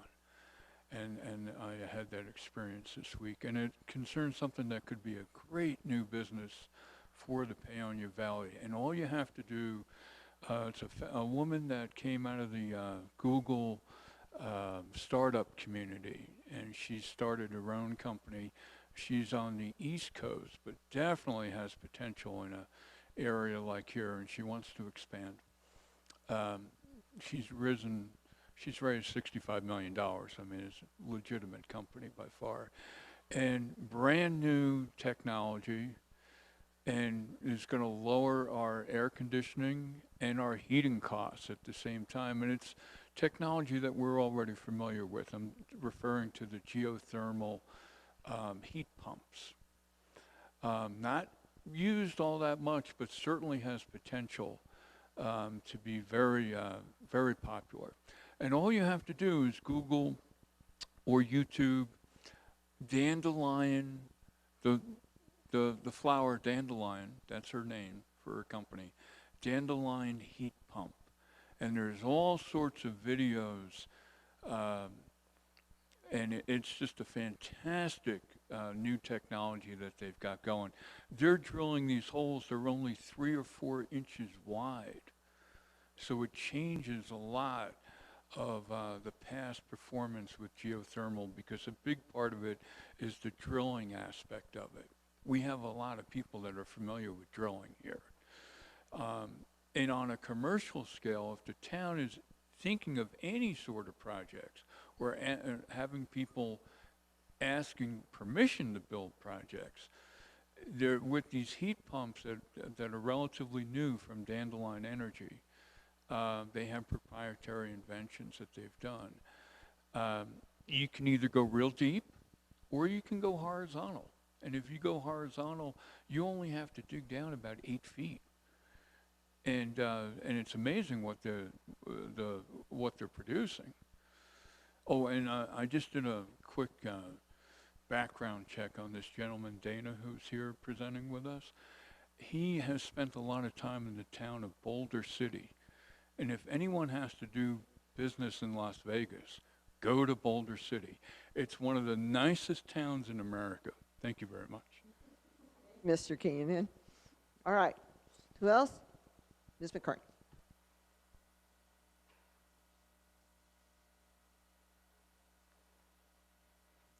Mary DeFranco. It's okay. McCartney was my name for more years than it's been DeFranco. I'm here once again about the fence that's in the alley. Someone has erected a fence on town property 2 feet into the alley, which makes the alley only 14 feet wide. And this person got a fence permit. She signed something saying no fence, hedge, or wall shall encroach upon a public right-of-way or a public sidewalk. This has happened. I don't see the town doing anything about this. There was, Corinne did talk to Jim and Rita Lang and said that they were considering letting her keep that fence there as long as she owned the property, and then when she sold it, whenever that might be, the fence would be taken down. 20 years from now, nobody's going to remember that. Nobody's going to enforce it if they can't enforce it now. The fence is a 7-foot tall fence.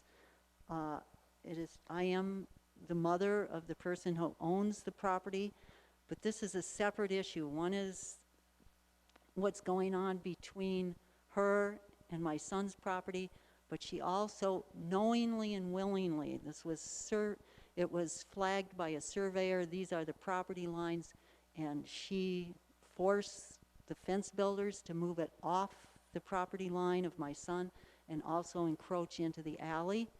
And they were threatened by her lawyers saying if they said anything that they would get sued.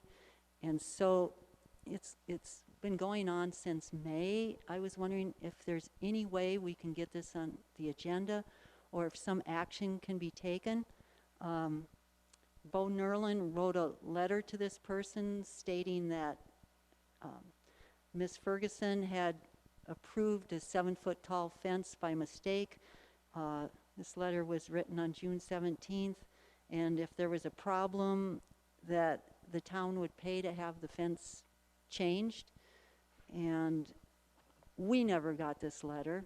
It's like my son has called the town numerous times. Nothing was ever said to him that the town was willing to do anything other than the fact that, so sorry, I made a mistake. That's been the only thing we've gotten from Corinne. And we like Corinne, everybody makes mistakes, but if there was something that the town could do to get the public right-of-way, it's the access for the High Country Printing, which now people are driving through their lot to get access to the back. That could easily be fenced in the future. My son has hard to get access. It's DMEA access. They have power lines that go through there. I don't think anybody should just give an alley away. The owner of this property has said numerous times to my son that alley is her property. She's got grass, she mows it there, she wants to put a swing set there, and it would cut off the back of his property.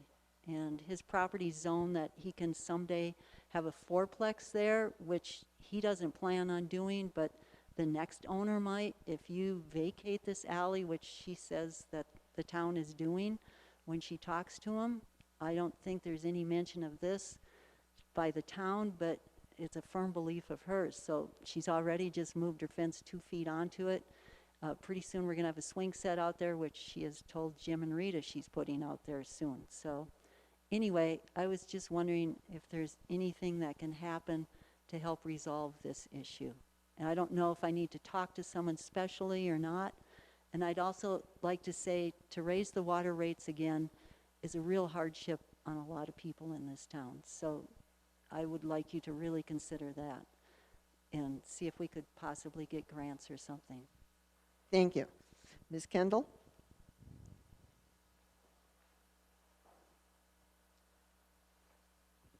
I'd like to address a couple things. Chris please, Kendall, Minnesota Creek Road, sorry. A couple of things I've seen in the budget. One is, I noticed Michelle said something about the average wage for our employees is $80,000. That's almost double what everybody else makes. Also, you're wanting to buy new vehicles for the police department and the employees. How do you justify the employees per wage by driving the vehicles home and back to work? How is that added into their wage? Because I don't get to drive a company vehicle home and to work unless I pay for it. And that comes out of my wage, not out of the city's. And the same with the police cars. We only have how many policemen? 2, and we're getting 2 more. And we've got 6 police cars, plus the Crown Royal, which that would be kind of neat if it was fixed up and kept as a nice car for the town. It's an old one, it's good.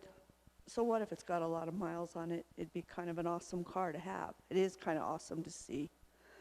But why do we need new vehicles when we don't have enough people to drive them as it is?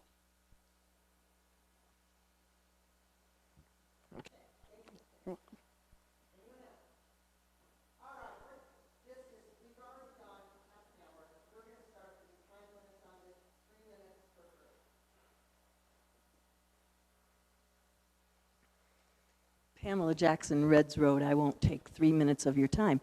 I'm here again about the fence. I didn't know Mary was going to come, but I'm not saying entirely the same things. I also read the letter written by Bo Nerlin in June that showed the town was clearly well aware of this issue. And as a matter of fact, it should have been brought to the board because you should have known about this issue before you did Corinne's reevaluation. It should have been brought to the board. It's a town issue. How would you like it if everybody who had property that was bounding the town decided they were going to take 2 feet of it to move a fence? And it wouldn't be 2 feet, it'd be 2 feet by however long the fence was. And I don't think you would do that. So this is a town issue. Also, it was approved without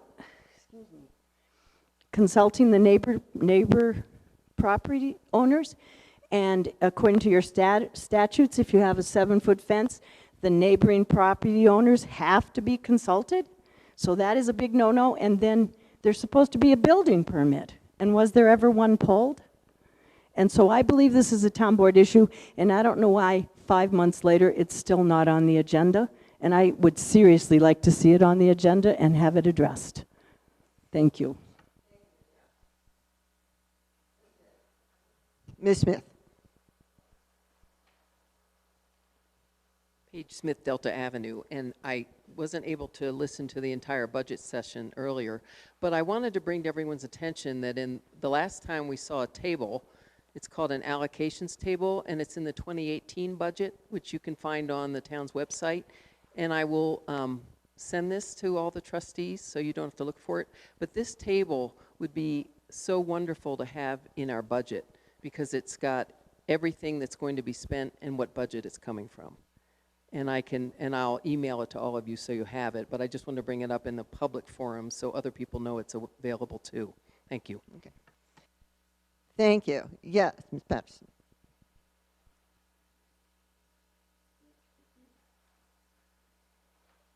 Christina Patterson, Price Road.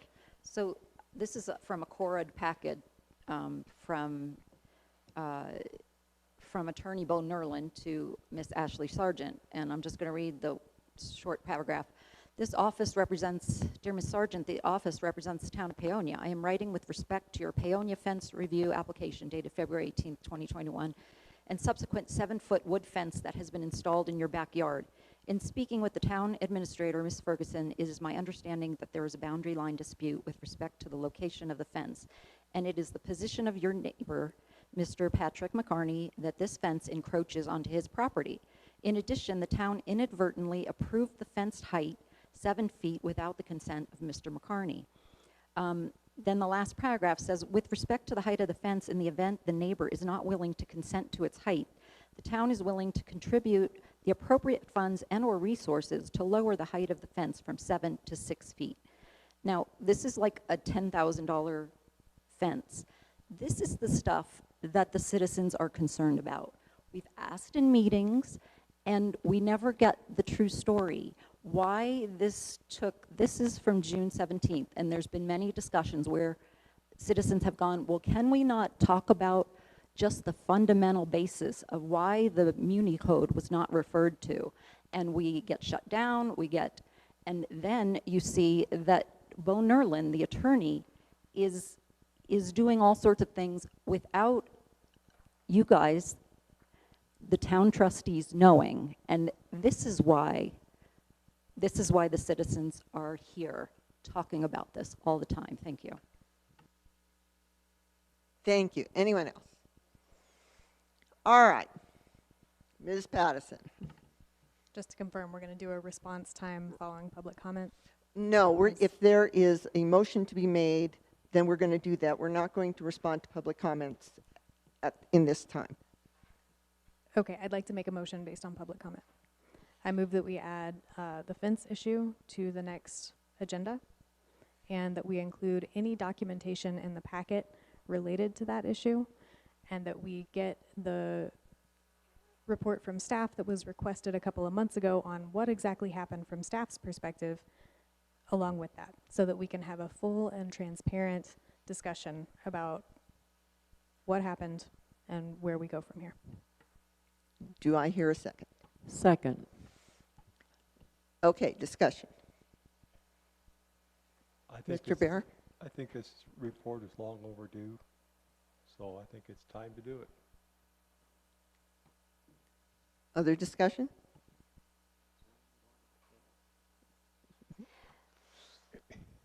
Okay. Mayor?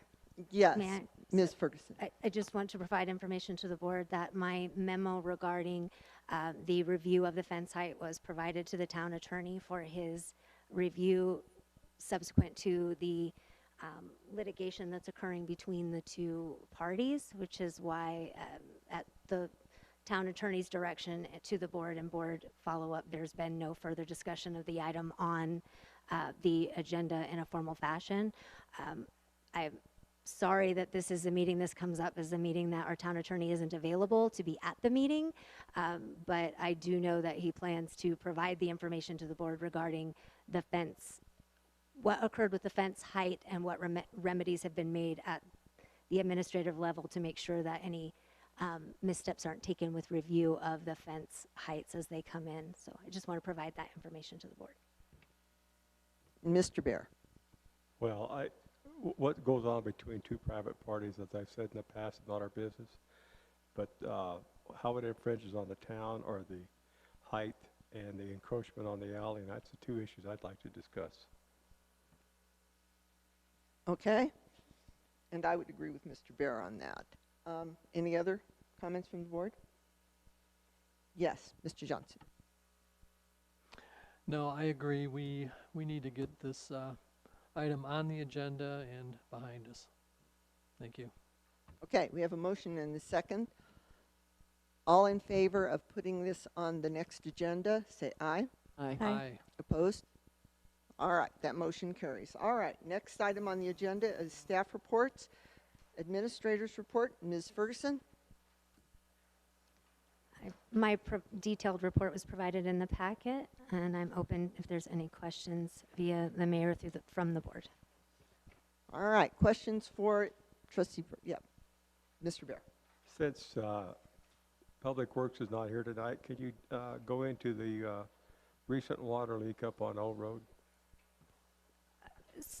So are you speaking about the events from yesterday? Well, I don't think it was all yesterday, but yeah, it's the recent water leak on Old Road. Can you talk to us about what happened, what was involved, and how it was fixed? So there was an area of pipe that had some connections that were put into place several years ago when they did a project up in the area, and those connection areas continue to cause problems for the Public Works Department and are notoriously leaky. And so following the last situation, Public Works Director Loberg scheduled to do a replacement of 20 feet of line, which is what occurred yesterday, so that we don't continue to have leaks in that section of pipe. The repair was scheduled, and the assumption was that the primary area that was going to be affected was some of the out-of-town area, and those that had contact information were notified, water companies associated were notified. There was some residual issues that occurred in town from water being drawn down while that section of line was turned off, but the recharging of the line was completed at about 7:30 this morning, and other than some areas that are high on the line or toward end of lines that are notorious, most water pressures and water was resumed at all the locations throughout today and yesterday. Okay, thank you for that. Also, the number one tank, the clock plant, is it continuing to run and produce water? Yes, it is. Okay. Other questions? Yes, trustee Mack.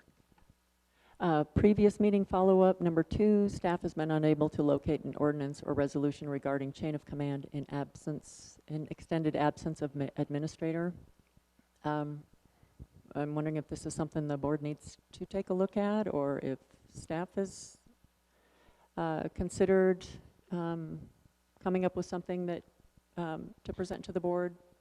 So, yes, Yeah, we were just bringing that. I wanted to bring the update that we were looking into that, and we had not been able to find it today. And I have reached out via our manager listserv to see how other communities handle extended absences for administrator or any department head director. Okay, other questions? Yes, Ms. Patterson. Yeah, just to follow up on that, I believe the board direction was to get this on an agenda before the end of the year so that the board can make decisions about that chain of command if needed. So I just wanted to reiterate that. Okay, any other questions? All right, questions from the public? Oh, sorry, Ms. Patterson. Yeah, I wanted to check in regarding the September 14th meeting and the expense that ended up above our purchasing policy, and what had happened was the board had requested additional expenses above and beyond the original estimate. That makes sense. Going forward, I wonder if that could be included as a memo with the disbursements so that that's clear to the board, or even preferably at the time. If staff knows that we're running up against our purchasing policy and board gives direction that we need to spend more money on a project, to hear from staff, this is going to put you above the policy. Is this still the direction you want to take? And then that makes it an open discussion instead of after the fact. Okay. Anything else from the board? All right, seeing none from the public. Yes, Mr. Bruner.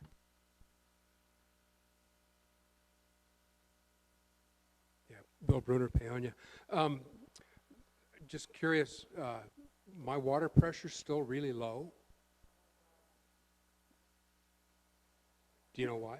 No, and this being the first that I've heard of it, I will follow up and look in to see why that is. And yesterday it was actually sucking air, so I'm boiling my water. Shouldn't there be a boil water when pipes suck air? Again, I'll have to follow up with our Public Works Director and find out what occurred. This is the first I'm hearing of that. Okay, because I know that more than just my pipes sucked air, and our water pressure is still dismal. So if you could look into it, I'd appreciate it. Thanks. Thank you. Any others? Yes, Mr. Markle. I had a couple questions about the RCAC study, Tai Long. I was wondering if his study will also include the fill tank, the fill station? No. Okay. And can I ask what information he has? Like, what data have you supplied him for him to use to make his determination? All the data that he's requested, so summaries and breakdowns of water usage by rate. He has the JDS Hydro report, the SGM report, to look at what their recommendations are in those reports as far as capital expenditures within the water fund and other expenditures and repairs necessary within the water fund. It's a substantial list of documents that he's requested. Okay. Cool. Thanks. Yes, Ms. Smith.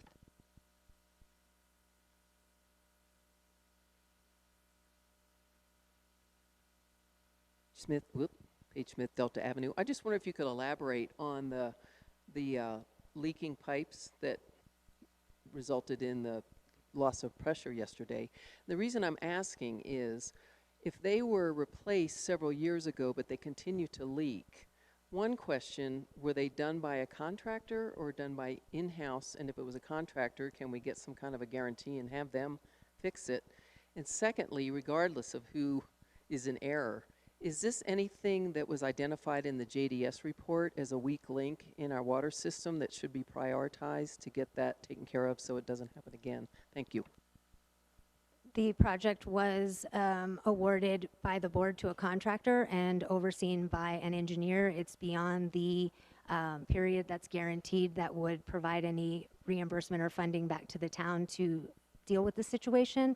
And having been an area of pipe that has been a notorious area the last couple of years for leaks for the town, would have to refer, my assumption would be that yes, JDS Hydro referenced it, but that section of pipe was replaced yesterday. Okay, anything else? Yes, Mayor Ms. Becker, Patterson. I'm sorry, I didn't scroll far enough. Ah. So for that workshop, I don't have that on my calendar. Is that just with staff or is that with board as well? The rate study scheduled for November 2nd, Oh, no, rate study that's- workshop? That is for everyone. What time is that workshop? 5 o'clock. 5 o'clock on the 2nd, thank you. And on 8B, you've requested information regarding the costs and time for town water rights. Who is that requested from? What does that process look like at this point? I've reached out to a few of the water attorneys that were recommended to see, with the information that we have, what a budget line item may look like for them to provide that service to the town. Thank you. Okay, anything else? Yes, Ms. Watt.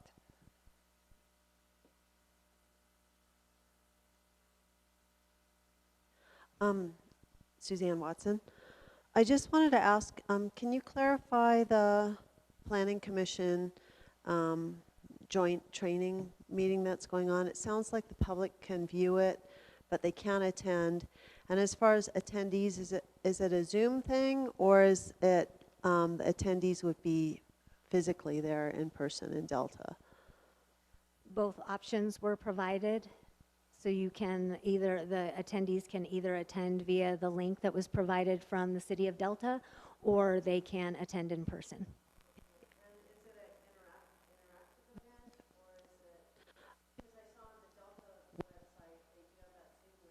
Assumed it was for everybody, but I'm wondering, is it interactive between the attendees, or is it just a listening thing for the attendees as well? I don't have that descriptive of a detail. It's hosted by the City of Delta, presented by DOLA, and we were extended the invitation to attend.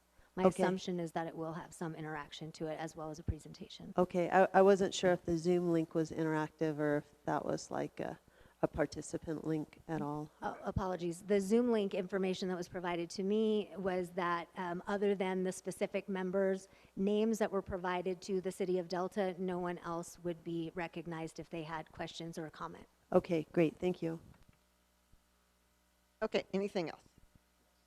Yes, Mr. Beer. I'm curious about one thing. If the 1 million gallon tank is online, why are some of the citizens in Paonia having no water? It seems like I could understand if the 2 million gallon tank and you shut some lines off, but why wouldn't the 1 million gallon tank provide the water? You perhaps can't answer that tonight, but that's a question you can ask Public Works Loberg, and perhaps you can bring it back to us, because it appears like those pipes should have had water in them. All right. Since Public Works Director Loberg is not here and neither is Finance Director Jones, I would ask if any questions on those two reports be referred to Administrator Ferguson to see if she can answer them or not. So does anyone have questions on those? Yes, Ms. Patterson. Just a question on the grants page, and this is page 49 of the packet. It says that the first statement on 2020 grants says balance available is 16,000 plus 169. I'm not entirely clear on, is that our total balance available from 2020 grants? Is that a specific grant? What is that? That is the coronavirus relief funds that are being provided to the businesses for reimbursement. We'll add the two. The 16920 was the reimbursement that the town received from Senior Connections. Okay, so that's specifically just for the coronavirus relief grant, and then the other grants with remaining balances are listed out below that. That's correct. Okay, thank you. Anything else? All right, seeing none, let's move on to disbursements. Can I get a motion for disbursements? Mayor, apologies. I'm sorry. I did want to make sure that the board was aware that included under the finance report is the internal control findings and how the finance director plans to address those deficiencies that were noted via the audit as requested by the board. Okay, disbursements. Madam Mayor, I move that we approve payment of accounts payable in the amount of $33,059.02. A transfer to Summit of $130,000. Transfer to the payroll account and payment of payroll in the amount of $20,893.20, and payment of payroll taxes of $21,450.72. Okay. Can I get a second? I'll second that. All right. Questions from the board? Yes, Ms. Trustee Beer. Bryant Clean Water or Clear Water, what's that for? This is for the landscaping that was done between the town and the next building. It's what? This $600. Yeah, were you talking about that? Yes. I believe it's plants and mulch and stone, and it came from the new little nursery down at Big B's. What, did we take that out of a particular fund? What fund did you use to draw that from? I don't know what fund that came from. It might have been Parks. She won't find it there.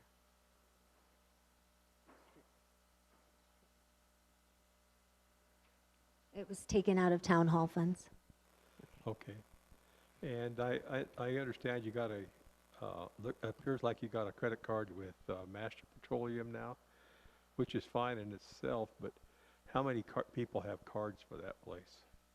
That is the account that's set up for the fuel only, and so our Public Works Department that drives the vehicles that fill out there have them, and Master Petroleum tracks that by vehicle and license plate and provides all that information back with the invoicing. So we're going to start getting rid of Feather Petroleum and all of those? The police department still uses Feather Okay. Petroleum All for right, gas. all right, thanks. Trustee Mack. Page 71, employee 1055, $3,058.01. Why is that so high? What was the overtime for? I'm sorry, which employee was it?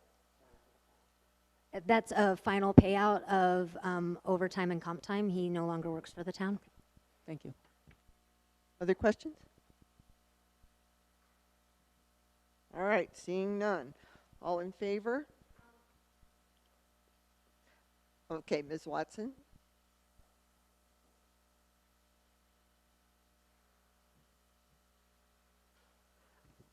Which employee were we paying to get the CDL training? Or, That was Mr. McAllister. okay, so we paid for CDL training and he left. Yes. Okay, did we pay him overtime for CDL training? I would have to refer back to his time cards during that period, but I don't believe so, no. Thank you. Yes, Ms. Smith.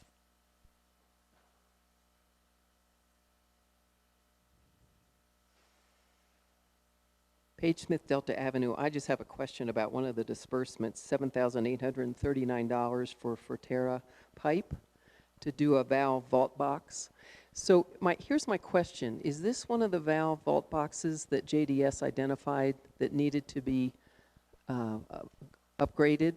And the reason I'm asking this is because JDS is going to rule JDS report's going to really rule our lives and our decisions for the town of Paonia for quite some time.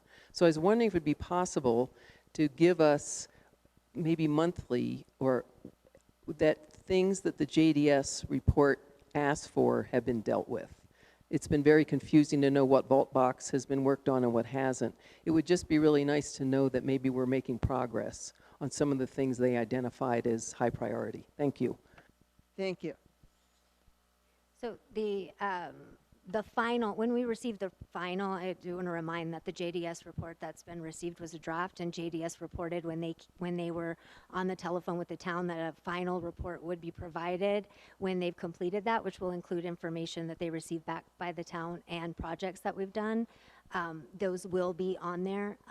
Some of the vaults, when it comes to the actual pressure reducing vault, and that information is in the priority list for the water fund that's included in the packet, and we will continue to update and modify how we provide that information. This vault specifically was a spring vault for that feeds into the 2 million. Ms. Patterson.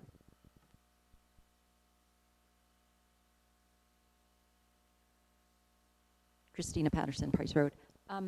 So was Jonathan McAllister also Travis's right-hand guy? He was training for that also? Yes, he was. Okay. It just concerns me to hire people that we then pay for their training and then they leave, and I don't know why that is happening. It's also, I had my hand up for the page 53.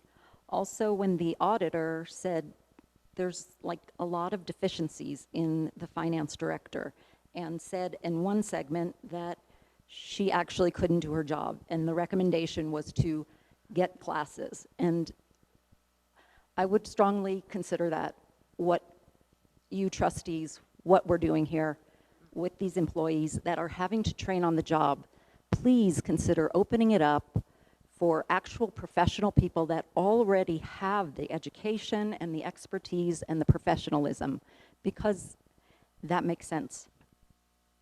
Thank you. Anyone else? All right. We have a motion and a second. All in favor of disbursements? Aye. Opposed? All right, that motion carries. All right, moving on to the consent agenda. Can I get a motion on the consent I'm sorry, agenda? Mayor Beckron, can I make one follow-up question regarding the financial report that we received? Sure.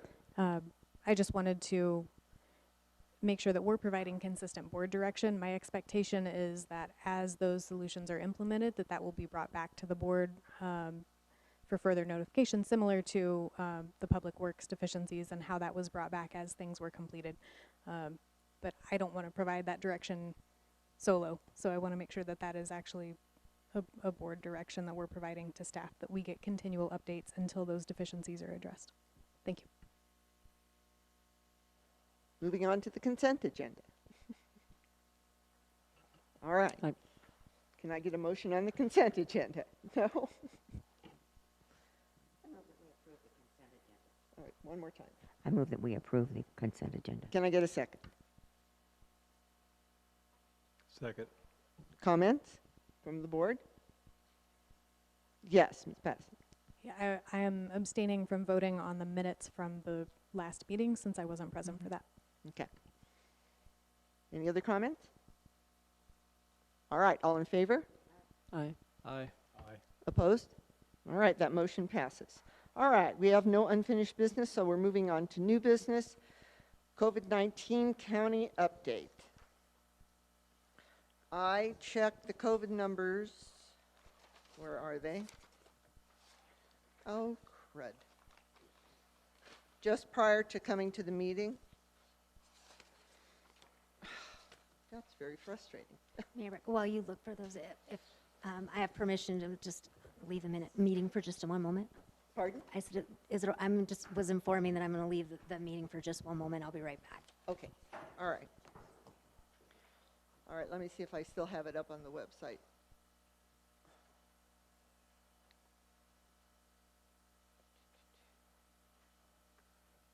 Yes, I do. All right. So currently, Delta County is experiencing 57.3 cases, new cases a day. Our infection rate is 0.92%. Our positive test rate is 13.8%, and only 47% of the people in this county are vaccinated, which means that if we are looking at each other sitting in here, over half of us are not vaccinated. We are one of the highest infection rates in the state. At some point, I suspect we are going to have to institute a mask mandate at these meetings. And I would like some board discussion as to what the thresholds would be for that to happen for public safety. Yes, Ms. Mick. On the way here, I heard on KBNF that Delta County is considering reinstating an indoor mask mandate, so that might be taken care of for us, but I am vaccinated, but I would not be opposed if we do go back to wearing masks,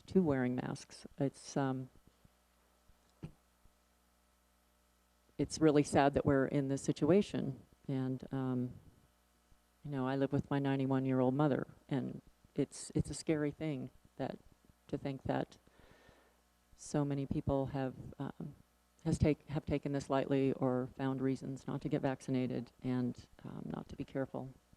But that's just my 2 cents worth. Thank you. Thank you. And I would also like to add that vaccinated people can become ill. And about 2% do end up in the hospital in the ICU. Now, that's a very small percentage of those people who are vaccinated. But vaccinated people can become ill via transmission from unvaccinated people. I believe 63% is what our current ICU beds are sitting at. Last week they were at 83% full. It is now impossible to transfer patients from hospital to hospital to get the care they need because the hospitals are full. Mesa County is in dire straits as well as Montrose County. So, in lieu of Delta County requiring a mask mandate, what is our threshold for our town to say people coming to public meetings need to wear masks and to wear masks correctly? Yes, Ms. Patterson. Just a second. Yes, Ms. Patterson. I think we're well above the case threshold that we used last year. And while there is protection from vaccination, I think wearing a mask is a minor inconvenience, and I would support moving to that immediately. Ms. Budinger? I've been vaccinated. I'm wearing a mask because I'm old. That means I'm vulnerable. I know that you can get a breakout after vaccination from unvaccinated people. I move that we do the mask mandate immediately. Do I have a second? Second. Okay, further discussion from the board. All right, from the public. Yes, okay. Joni, Hunt, Ms. Hunt? Okay. I live on North Fork. Could you clarify, is that going to be for businesses or just these meetings or what? It would be for these meetings. Do you think we should take more steps? That is up to the board. I think at this point in time, and this is my personal opinion, is that when people come into this room, we are responsible for their safety. And so to say that people who come into this room need to wear a mask, I think is a reasonable step for the board to take. If Delta County wants to make it more restrictive, then certainly we can become more restrictive as well. But at this point in time, I would just say for. So also before, when we had mask mandates to go into any business, to go into anything, that was prescribed by Delta County and we follow suit, we wait for them? Is that how that works? Usually, or did? I mean, usually. Yeah, okay, so, all right. Thank you. Ms. Watson.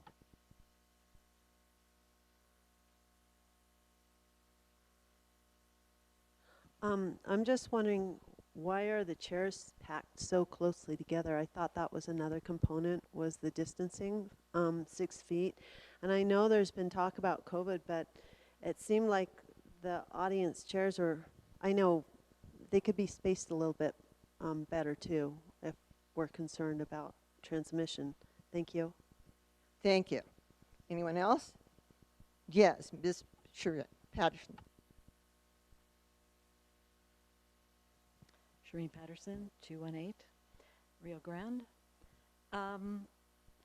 I've asked Delta County many times, what is the PCR test cycling number? They haven't responded.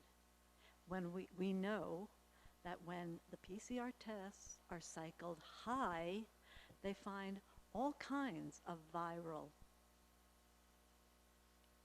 information, which they count as positive tests, which are false positives.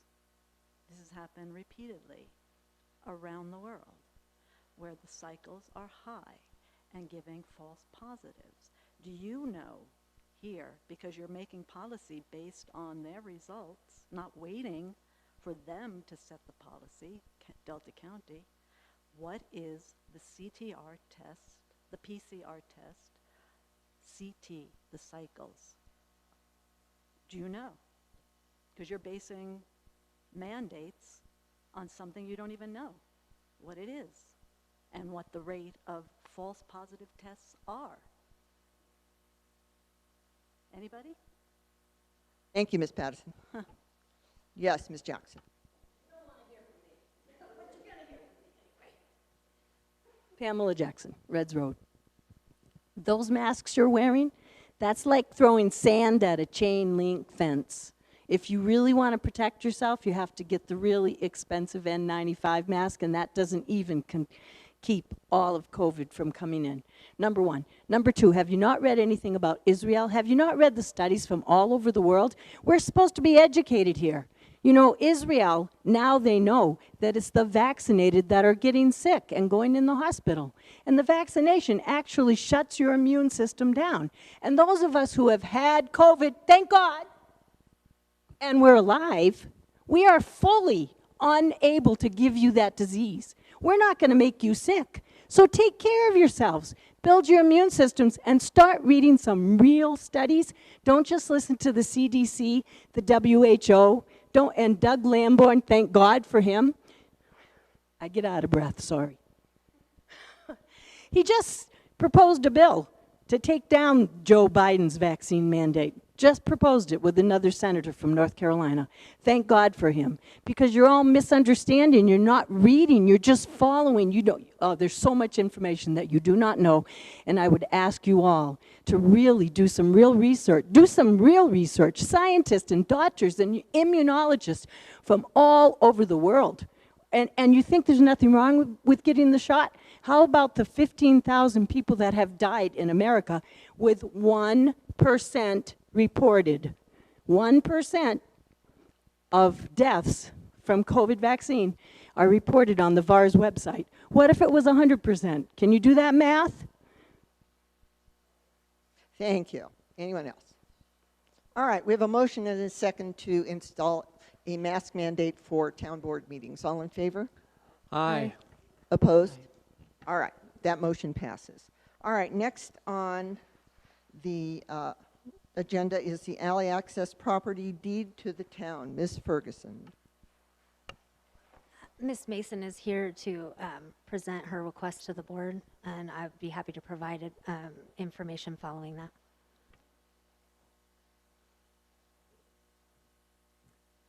Hi, my name is Lori Mason, and I, along with Paul Merck, Lisa Merck, and my husband that was not able to be here, all own the property under Double Shot Twins LLC. And I'm going to let Paul speak on our behalf because I'm nervous and he's good at it. Thank you. Yeah, we purchased the property two years ago, and the property had the old tanks on it, fuel tanks, and we went in and went through quite a bit of work to remove those tanks to make that property usable. And what we live over in Crested Butte, and what we'd like, and then Lori owns a house here as well. What we'd like to do is, get with town and try to provide some type of housing or its own commercial and residential, and maybe put some housing in there. So with the current setbacks and the lot being fairly small, there's a big right-of-way through there. And with work with town, we have been trying to just narrow the right-of-way through there. I've been here, sat on the property. I don't see a ton of use of that road, but I know there is that it is common to use that road or that easement. There are a couple other ways into that property, but I think if we working with town, if we were able to narrow it, it might be easier or be able to provide more square footage for housing on that property. And so that's what we've been trying to work to make happen. Thank you. Do you have anything you would like to add to that, Ms. Ferguson? Oops, just closed my packet. The information provided was pretty clear.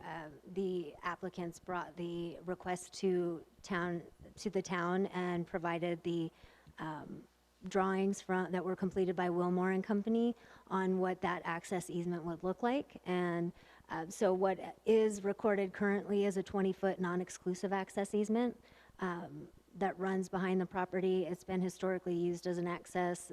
I know that the church uses that to access the back parking, different things there. We've had the Public Works Director take a look at the proposal with the reduction and deeding to the town and didn't see any issues with town access using that easement with the reduction. And had no objections. Town Attorney Nerlin has also reviewed this, noted no objections, and recommended that we bring it to the board so the board could make a decision on it.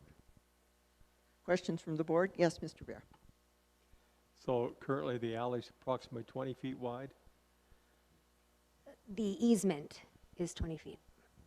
and it's been that way for how long? It was recorded in 2019, but I do believe it was used that way prior to that as an access easement. Okay, and now you're wanting to take it down to 12, so we're going to give somebody 7 feet of land? We're going to reduce our easement onto their property by 7 feet which would allow them to increase their building envelope so that the property they bought that has a water and sewer tap is developable without a variance process. And then that section of land would be deeded to the town instead of being an easement on their property. Have you talked to any of the neighbors that are historically using that to see how they feel about that?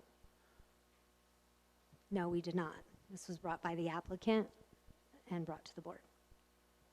Does this require going before the planning commission, or, I mean, we're talking about easements and stuff on town property. I think that, is there a requirement to go before the other boards for their approval? The town attorney stated there was not.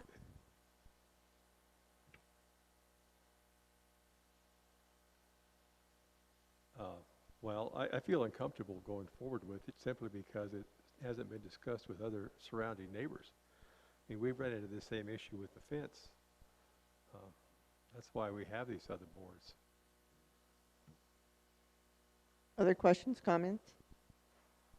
Mr. Johnson? Yeah, I would agree what Trustee Bear just said. I would also feel uncomfortable without going to the neighbors and seeing what their thoughts about this would be. So, yeah. Ms. Patterson? I also agree that we should notify the neighbors. I actually was very confused about this. I didn't realize that it was a reduction in the size of the easement. I thought it was the deeding over of a brand new easement based on the agenda. So I just think that was not clear enough to make this a transparent process, and I'd like for us to notify the neighbors before we move forward with any formal action and give them an opportunity to speak as well.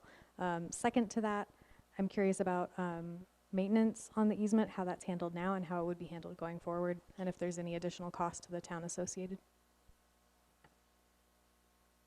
Ferguson? Currently, the easement's taken care of by the property owner. If it's deeded to the town, it is a dirt access, and so any grading that's required to deal with any issues in the alley would be a town issue. I also think we're fine with taking as much time as you need to go over this. We're in no hurry to move on right away. What we're trying to do is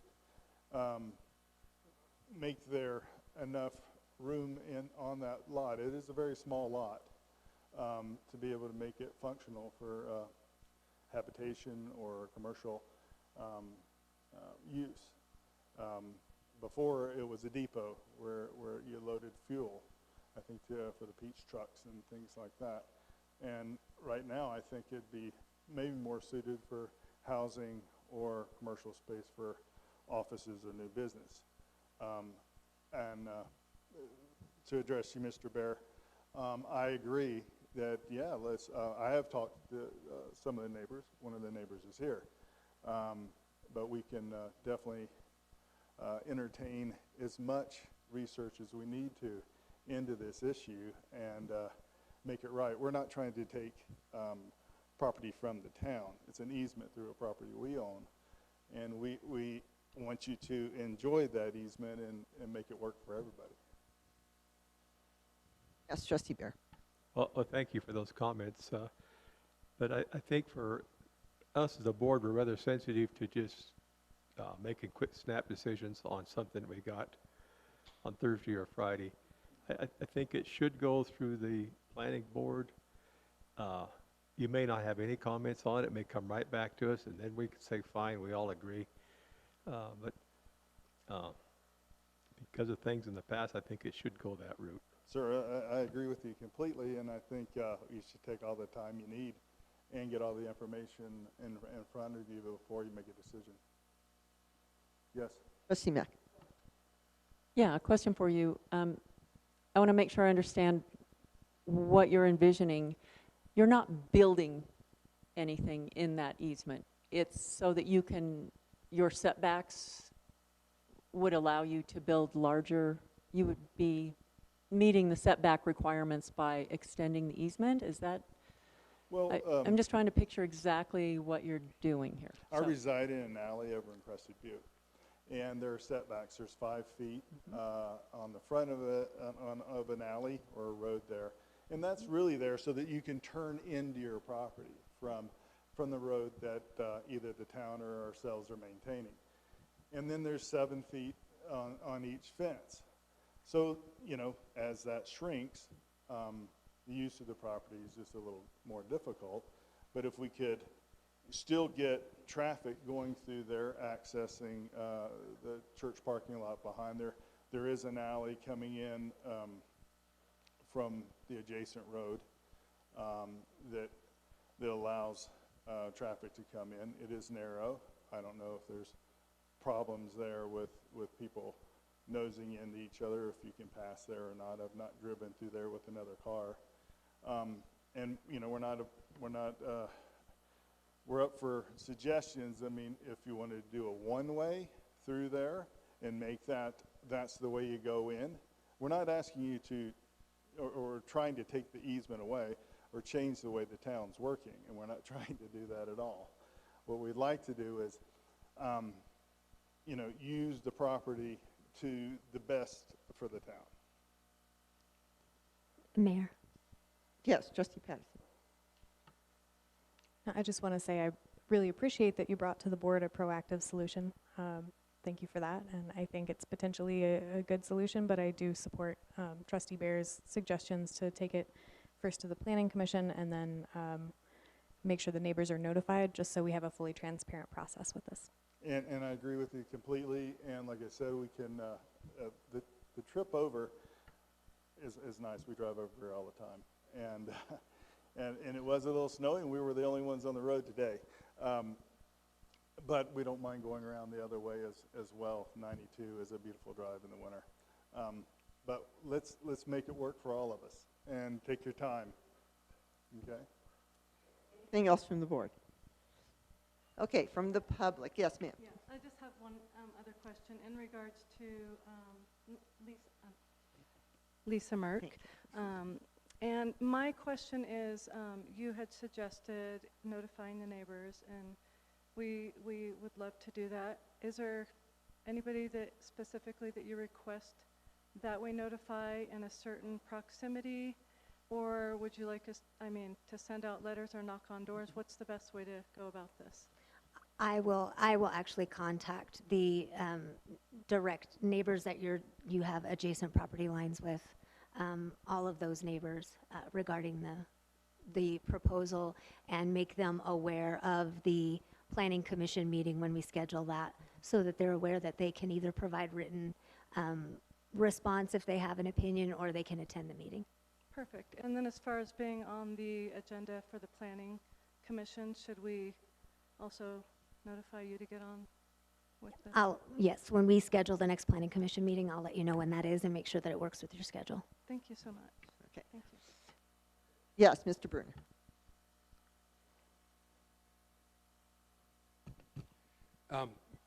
I'm sure that Mr. Merck and Lori and Lisa and I will be talking about this before it gets to the next meeting, so we'll talk about details there. But I wanted to offer a little bit of background on how we got here, and I also want to compliment these people very highly and tell you that they're very gutsy people. That was a fuel dump since the 30s, and I've lived next door to it since 1977, and A few years ago, I had an opportunity to purchase it and get rid of the tanks and the abutments and all that stuff. It cost me several $1,000s, but it felt pretty good doing it because it really cleaned up the neighborhood. And the next morning after that was all done, I went out and was picking up rocks that had been left, and there was an iron pipe fitting. And I thought, oh, Jen could put this in the garden. And I thought, wait a minute, what's this iron pipe fitting from? And so I started looking around and found a couple of tanks in the ground that I actually don't believe the guy who sold it to me even knew that they were there. But in any case, we put it on the market disclosing the tanks, and these people were brave enough to buy it and get them out of there. I completely support their trying to make the best out of it. But the easement itself was part of the reason that we bought it. We got to clean it up, but we also got the easement out of it. The situation there is you've got 2 alleys and a street that all dead end because of the railroad track and the way it angles across 2nd Street there. And so you've got a lot of pressure of people driving in that get into that parking lot, and they don't have any way to get out other than going through that, which has been open for a long, long time. It was open when I moved here. And if that's closed, then they want to go through my driveway. And my driveway looks like an alley, but it's not. The alley's next to where my driveway is. That's one of the reasons that we put that there. The other is my property doesn't have the best access, and I run large trucks in to unload steel and stuff through that alley. And so there's a reason that I put it there. So yeah, that's enough for tonight, and thank you. Thank you. Anyone else? Yes, Mr. Bureau. Do we need to make a motion to put this? Okay, I move that we move this alley easement, alley access property deed to the town issue to the next planning commission meeting. Okay, do I hear a second? All right, all in favor? Aye. Aye. Aye. Opposed? All right, that motion passes. All right, moving on, Betcher Grant. So we have the project approval. It is in the packet. We have approximately $5,768.90 left in the Betcher funds to expend. We're proposing $5,600 for a directional sign on 3rd and Grand, and then the rest of the money to go for pedestals for sculptures that have been donated by Lincoln Fox. Amy, would you like to speak to us?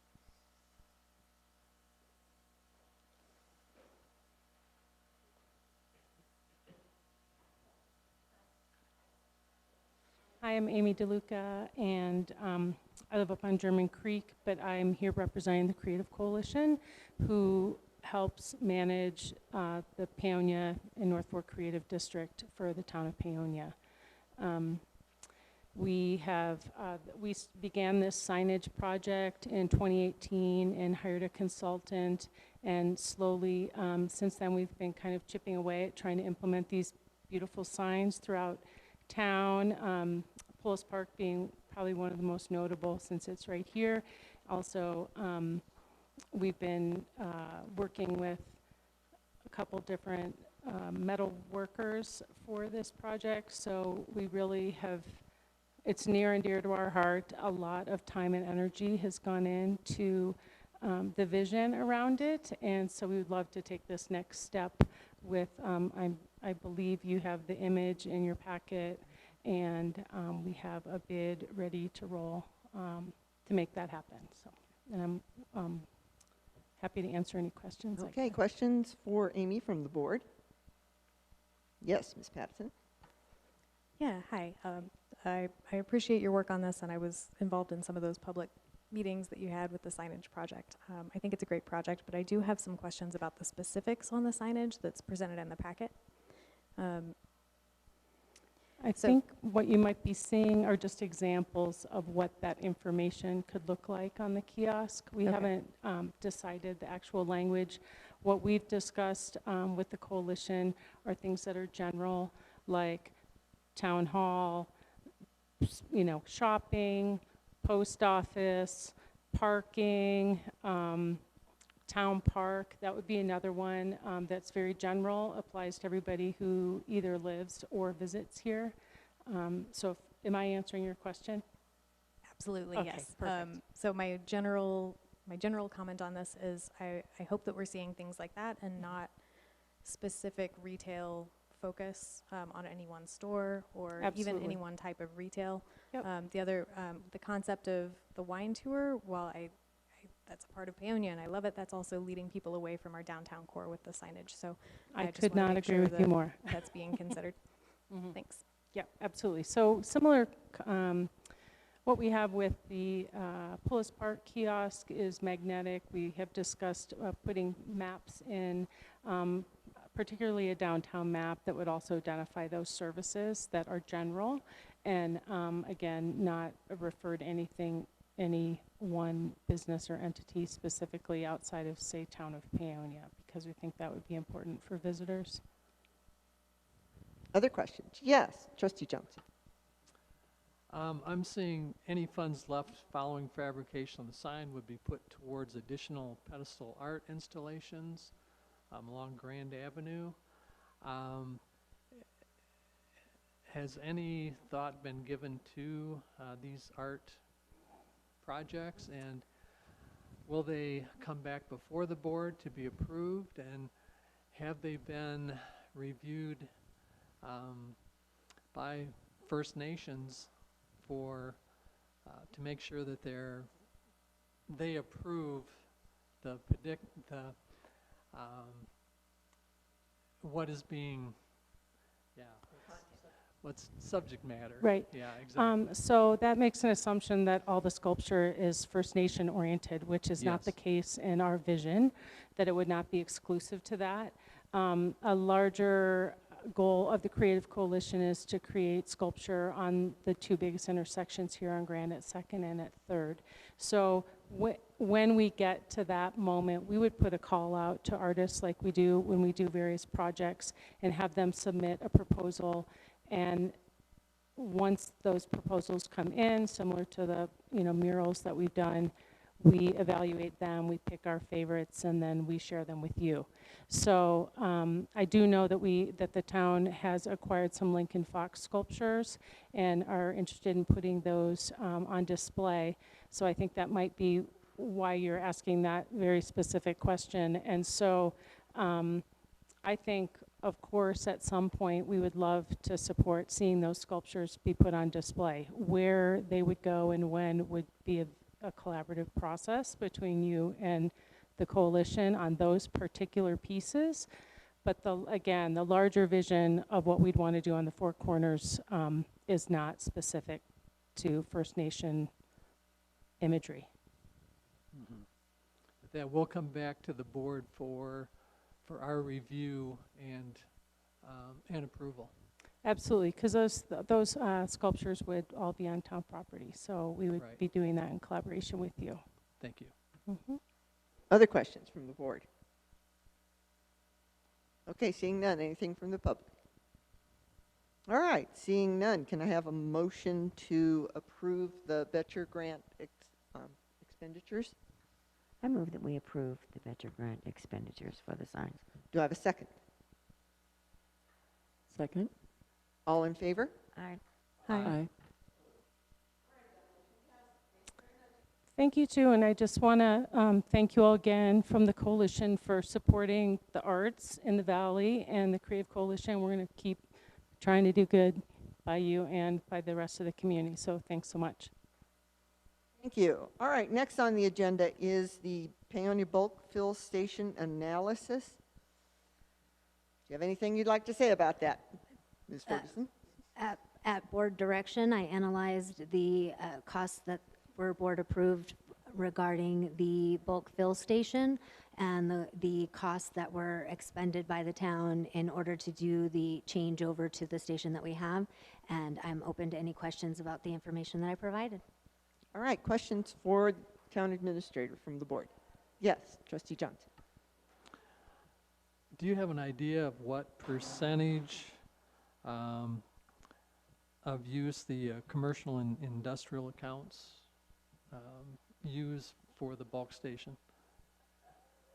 I don't, I'm not a percentage to be exact, but I know that they're, of course, there's only a couple of those, so the majority of the Right. water is actually pulled by the residential users. Okay, yeah, from your list here, it looks like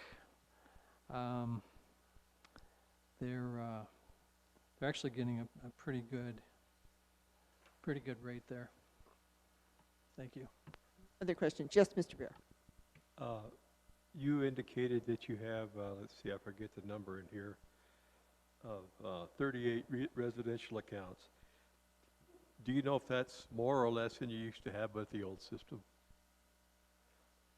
I don't, the old system we didn't track what the type of user were, and one individual would hold multiple cards, so I don't have that information. Okay, thank you. Other questions? Yes, Ms. Patterson.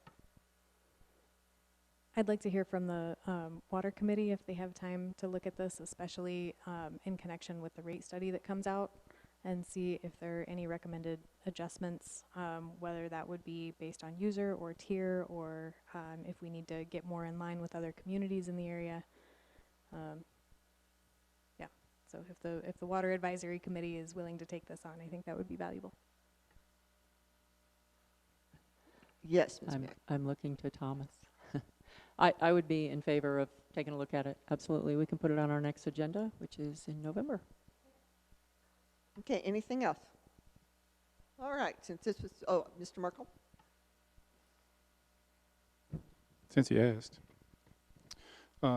Michelle brought up actually my point already, and that is that the comparison between the bulk fill station and the normal in-town use is useless, because it's not an alternative to in-town use. It's an alternative to other fill stations. So based on, you can show this to, who is it, Chris at the Breadworks, does his business out of a fill.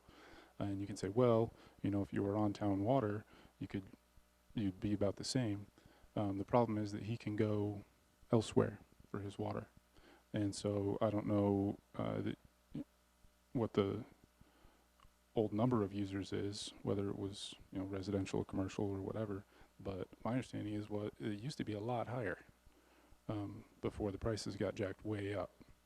So from a purely algebraic standpoint, yeah, that's what you do, is raise the price and then you make more money. The trouble is it's not an economic decision. You may actually be able to make more money by reducing the price and making it worth people's time to shop here. Thanks. Anything else? Yes, Ms. Page.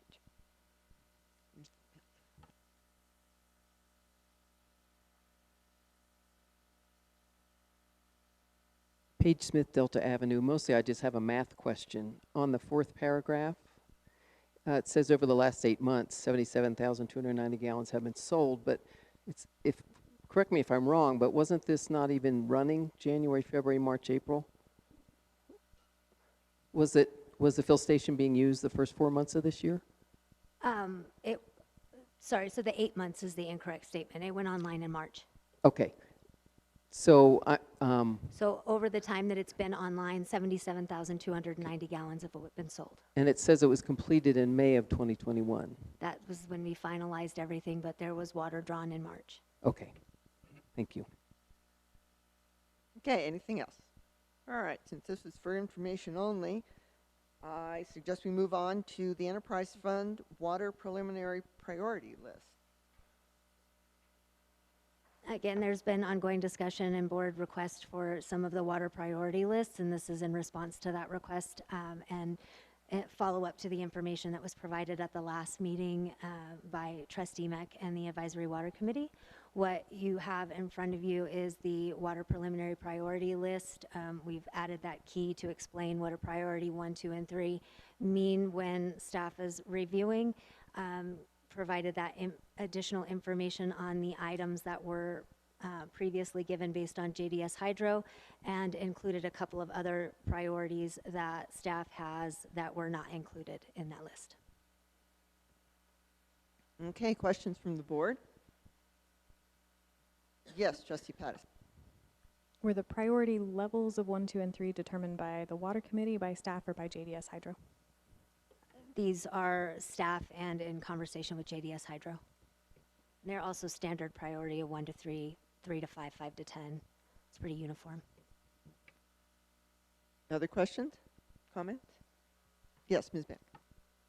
I don't know that I have any comments. Now that we have the list, I assume that this would be for budget planning, but quite honestly, I'm not really sure what to do with this list at this point. We have it. We know what the town's priorities are. Again, I think it's a budget matter at this point, but also I think this could be helpful in some long-term planning, which I'm hoping will be forthcoming. In fact, I think that's kind of already underway. So I appreciate the staff's work on this, and definitely adding a few things, including the decommissioning of the 500,000 gallon tank. And while I'm on that subject, I'm assuming that gate is locked now? Do we Yes. know? Okay. There was a gap in the gate too. Has that been filled in, or? I'll have to ask on that one. I don't have any information because I about could that. squeeze through that. Okay. So yeah, I'll probably, I will send this out also to the water committee and just get their take on it. And it's a long list, and I think that one of the frustrations with even putting a list like this together is a lot of things, before you can even do that, something else has to happen. So just looking at this list, you might pick something out and say, yeah, we want to do this, but it could be that there are several steps you have to take before, like with the altitude valve. First, we got to get the engineering. So I think this is a very helpful list to help us continue in our prioritization as a water committee. What else? And I am very pleased that you have high on your list, hire an attorney to shore up water springs rights, storage rights. That is something that I hope I speak for the whole water committee, we believe is a huge priority, because water, water's for, whiskey's for drinking, water's for fighting. So we need to get those rights shored up. So, and I really don't have any other comments. Thanks. Anything else from the board? All right, seeing none. Anything from the public? Yes, Mr. Mark. Thanks. I have some, I guess we can discuss it at the water committee meeting. I have some issues with the prioritization of some of these projects, and there may be good reasons for it. But one in particular stands out to me. Number 10, the Springs Rehab, $40,000 in the past 2 years to complete. And I know you hate Facebook. I'm sorry, Mary, I'm going to mention Facebook. But there was a Facebook message regarding the Springs this summer that has been revived.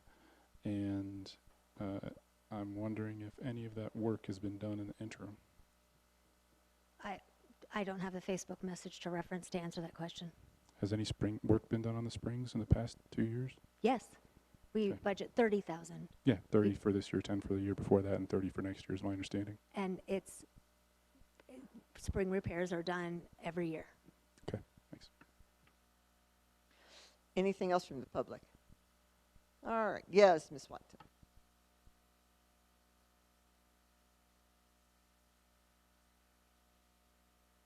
Suzanne Watson. It's nice to see the detail on that list, but I'm wondering has it been worked into the budget at all?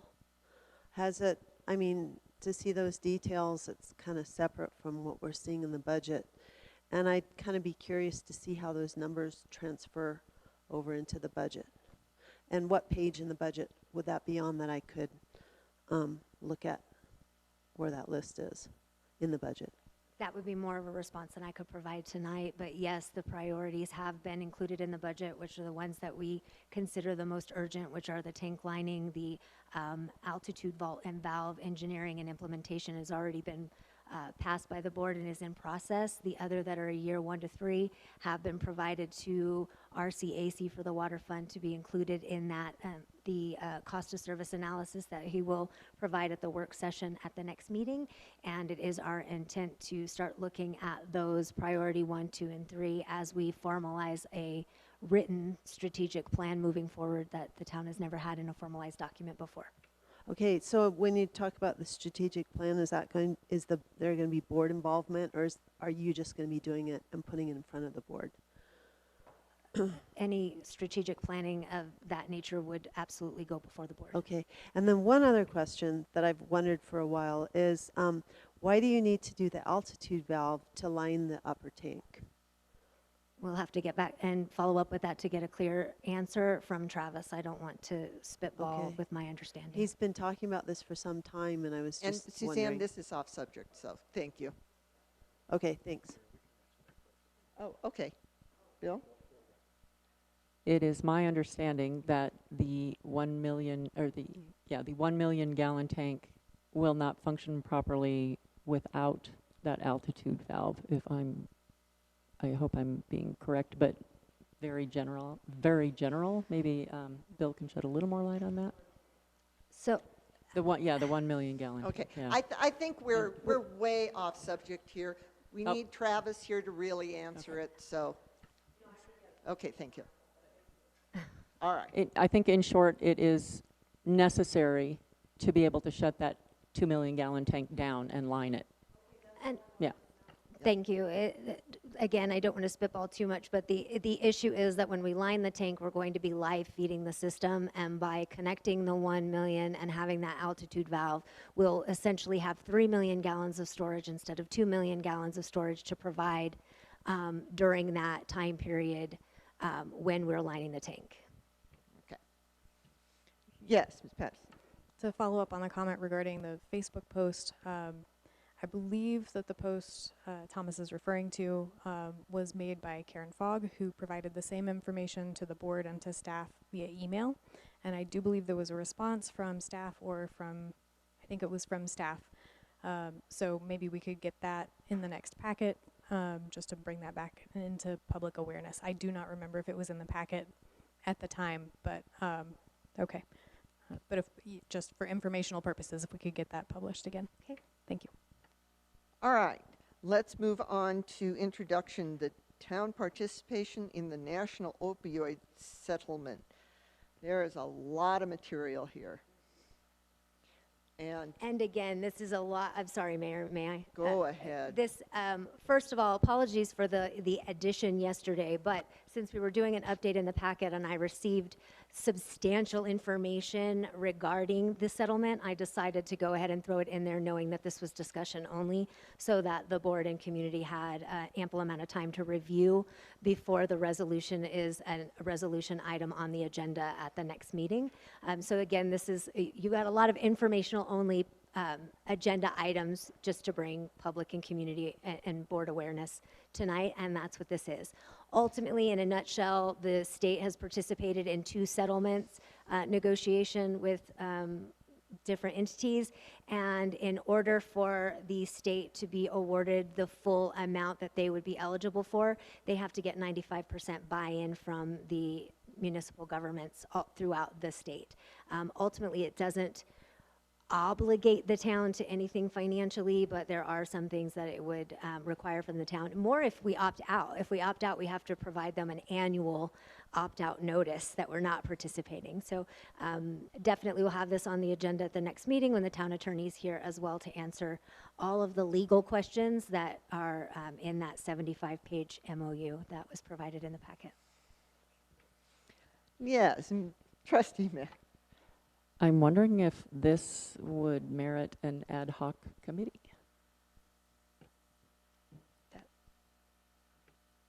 Okay. What would you think the ad hoc committee could provide for this with expertise that is on the board?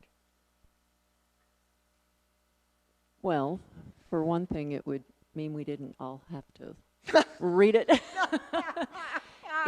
Just because it is a lot of information, and I did think about that, who's got the expertise? This is something probably few, if any of us understand, but it would be nice if maybe another board member or two could dive into it a little deeper so that we don't all have to, and maybe work with staff and be able to help explain it, and because I tried going through this, and oh my gosh, it is a lot of information. I don't know if a small committee, a committee of two, could distill it down a little more for us, or if staff is capable of doing that, staff and the attorney are capable of doing that without just like overwhelming yourselves, because the amount of information in this document is overwhelming. Well, let me ask, does anyone on the board feel that they have the ability, time, or expertise to winnow their way through this? Or interest? Because I know I do not. Either we're going to get it or we're not going to get it.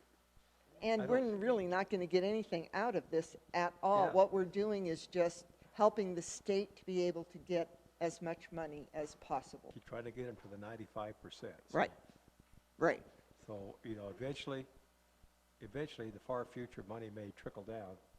Yeah, wait, But who knows when. Right. And Mayor, and just Yeah. to appease some of that, I would add that the county will receive some funding through this as well, which of course is also a benefit to the town being part of the county.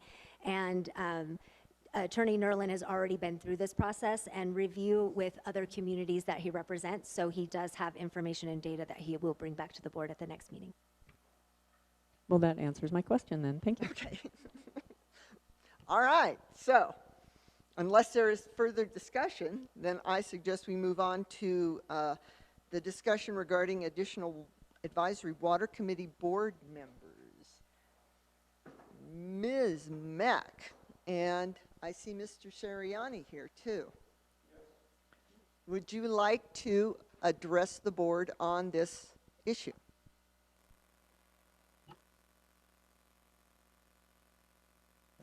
Philip Soriani. I live on Stucker Mesa. So I've been on the Water Advisory Committee for about 6 months now or so. And it's sort of come to my attention over time that we have sort of been struggling with particular topics and trying to actually sort out what our mission statement is. I know it's outlined in the ordinance, but the fact of the matter is that we meet once a month and we, put some agenda together that's really self-driven. It's not driven by the council. It's not necessarily driven by staff. And so I have been concerned a little bit about what our actual mission, and I think I talked about this a few months ago, in terms of, what we're actually supposed to do.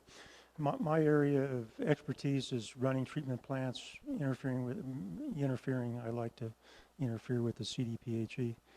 But, and one of the issues that comes up is that this committee really has no oversight, right?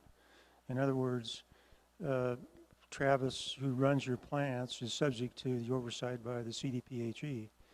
So if I, for example, don't like some process that's going on in the plant, and I want to get in the middle of that, it really, I don't believe that's my particular role. That's a role of sanitary surveys, CDPHA people. I mean, the town has a shopping list of things they need to do to run their water plants. Every 3 years they come around and they tell you what to do, right? And we assume that it's not particularly the Water Advisory Board's position to do oversight, and it causes some friction when that sort of thing happens. The other issue is what, in fact, is our mission. I mean, what is it that we, are supposed to be doing? People on the committee, I have a little engineering background. Mike has some engineering background. Thomas has got some engineering background. But we are not engineers. It's not our particular place, in my opinion, We could look at the JDS hydro report and make some hometown observations about whether they're appropriate or not. But the town also has an enormous database of information of things about your water system. You know, we don't, the JD Hydro report outlined a series of things that the town should be observant and should be doing. Yeah, in our committee, we prioritized some things. We sent those to staff, and they have come out in this budget thing, which I actually haven't looked at. So the third piece is that we really, Thomas and myself and others have asked for some data and we've asked that from staff, and I believe they've tried hard to get it. But we don't, this advisory committee really has no staff. In other words, any requests we make for data have to come out of Corinne's budget, and she's appears to be well worked.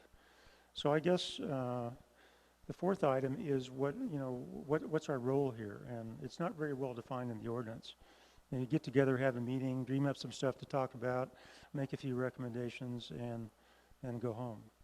So I think, I guess what I'm asking as a member is to have some more clarity about what is it that you actually want? Or was this committee formed for the simple purposes of dealing with the water moratorium? Maybe, maybe not, I don't know. So my question to you is, what's our role? I recommended that we move the meetings to quarterly, because I honestly don't think on a monthly basis there's enough to do. If you have a specific topic like came up tonight, then we could have ad hoc meetings and discuss those particular topics. I recommend we move to quarterly meetings, and I would also recommend that those meetings be more oriented towards town participation.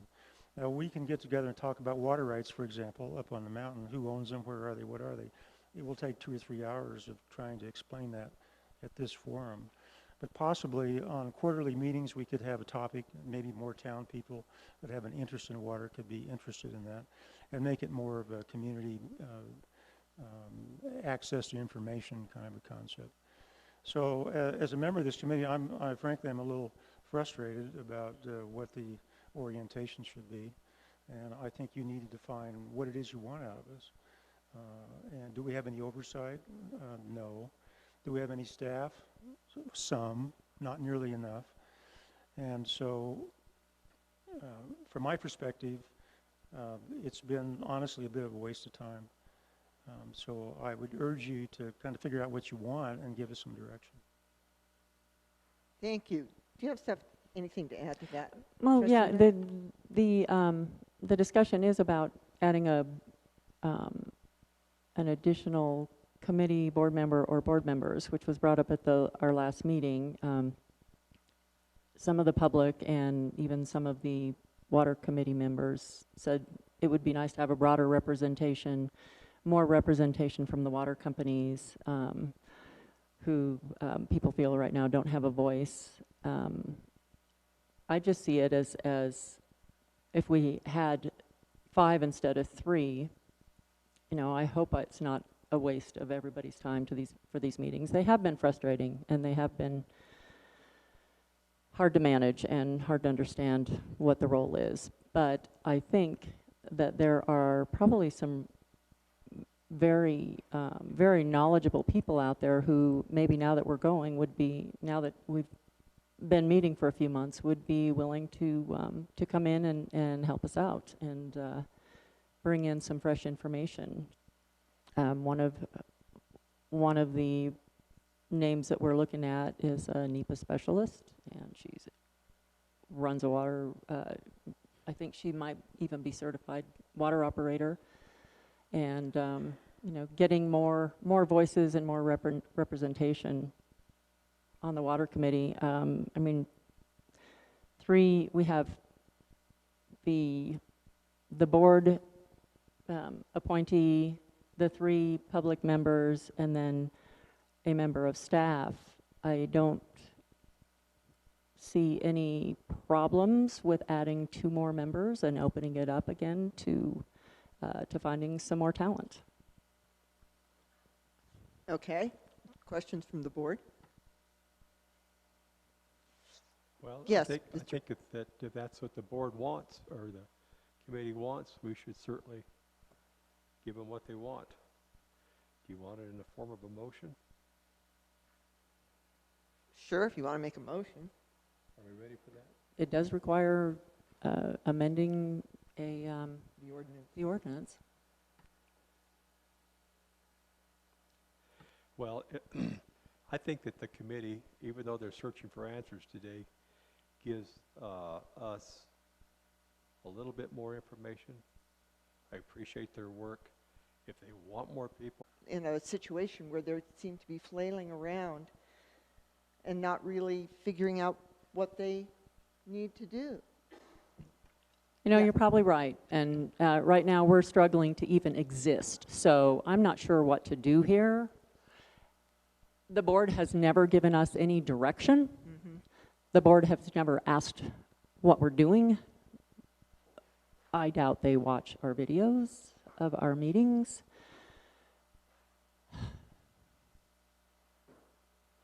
Yeah. And so I would ask the board, I mean, what value do we see out of the Water Advisory Committee right now? Yes, Ms. Pattison. You have a comment from Thomas, another member of the committee? Well, I would like to hear from the board first, and then we'll listen to Thomas. So what does the board see as the value of this committee?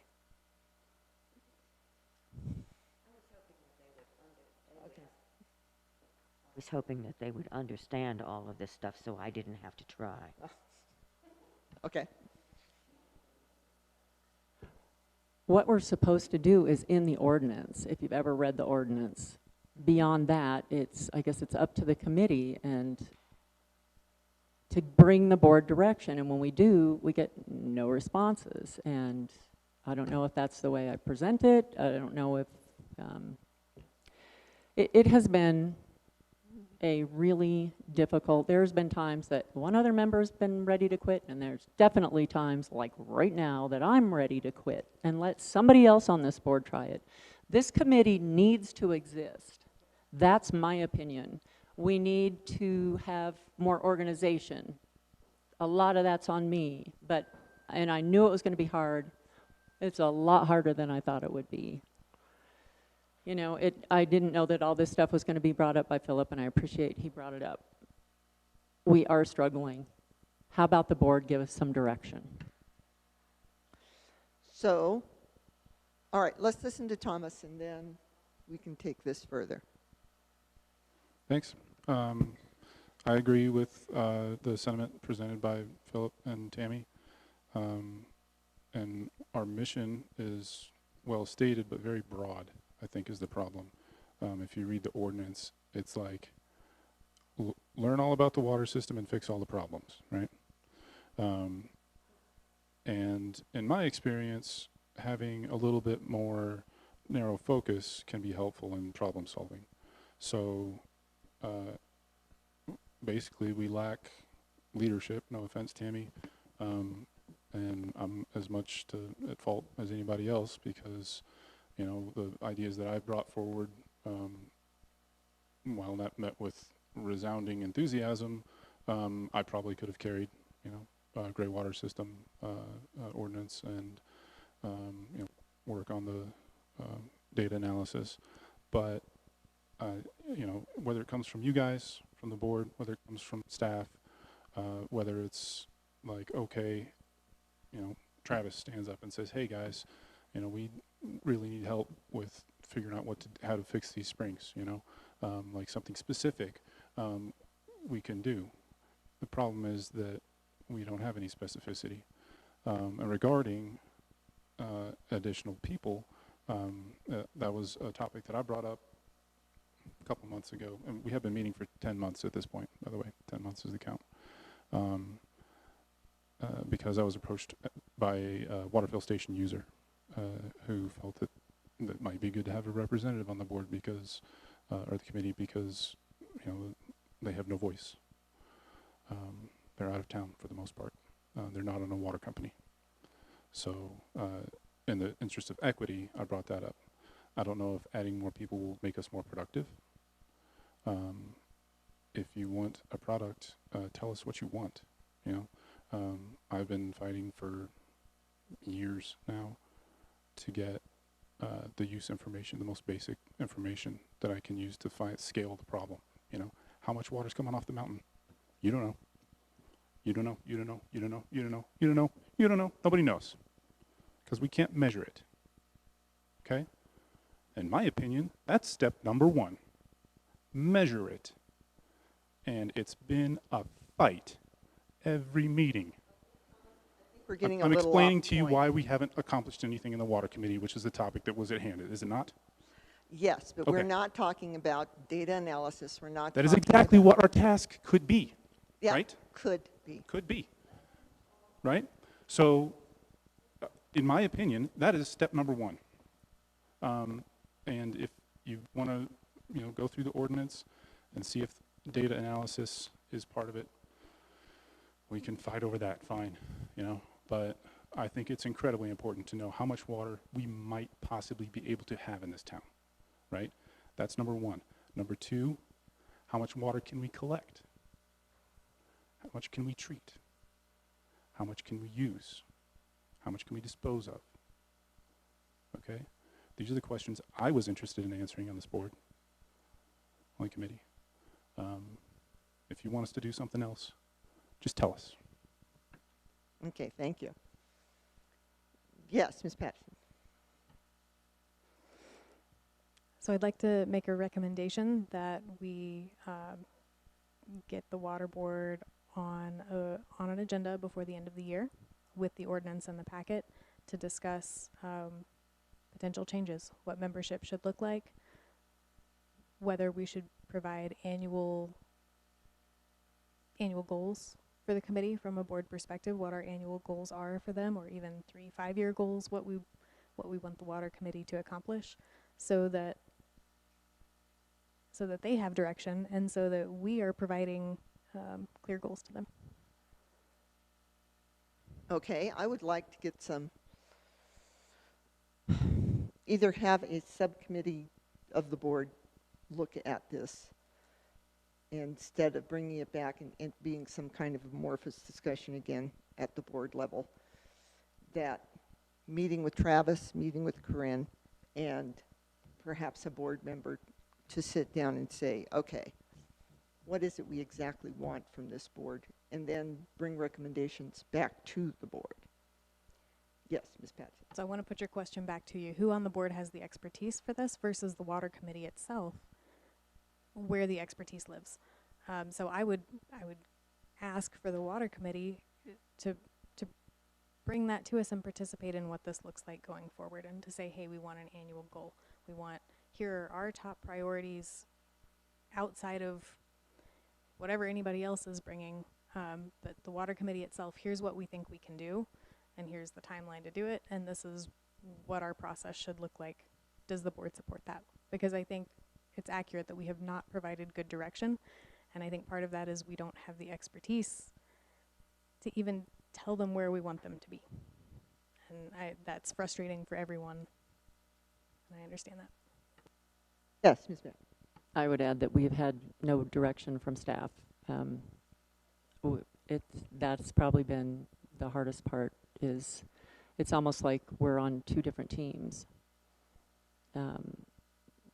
Travis is, you know, he goes around and does what he does, and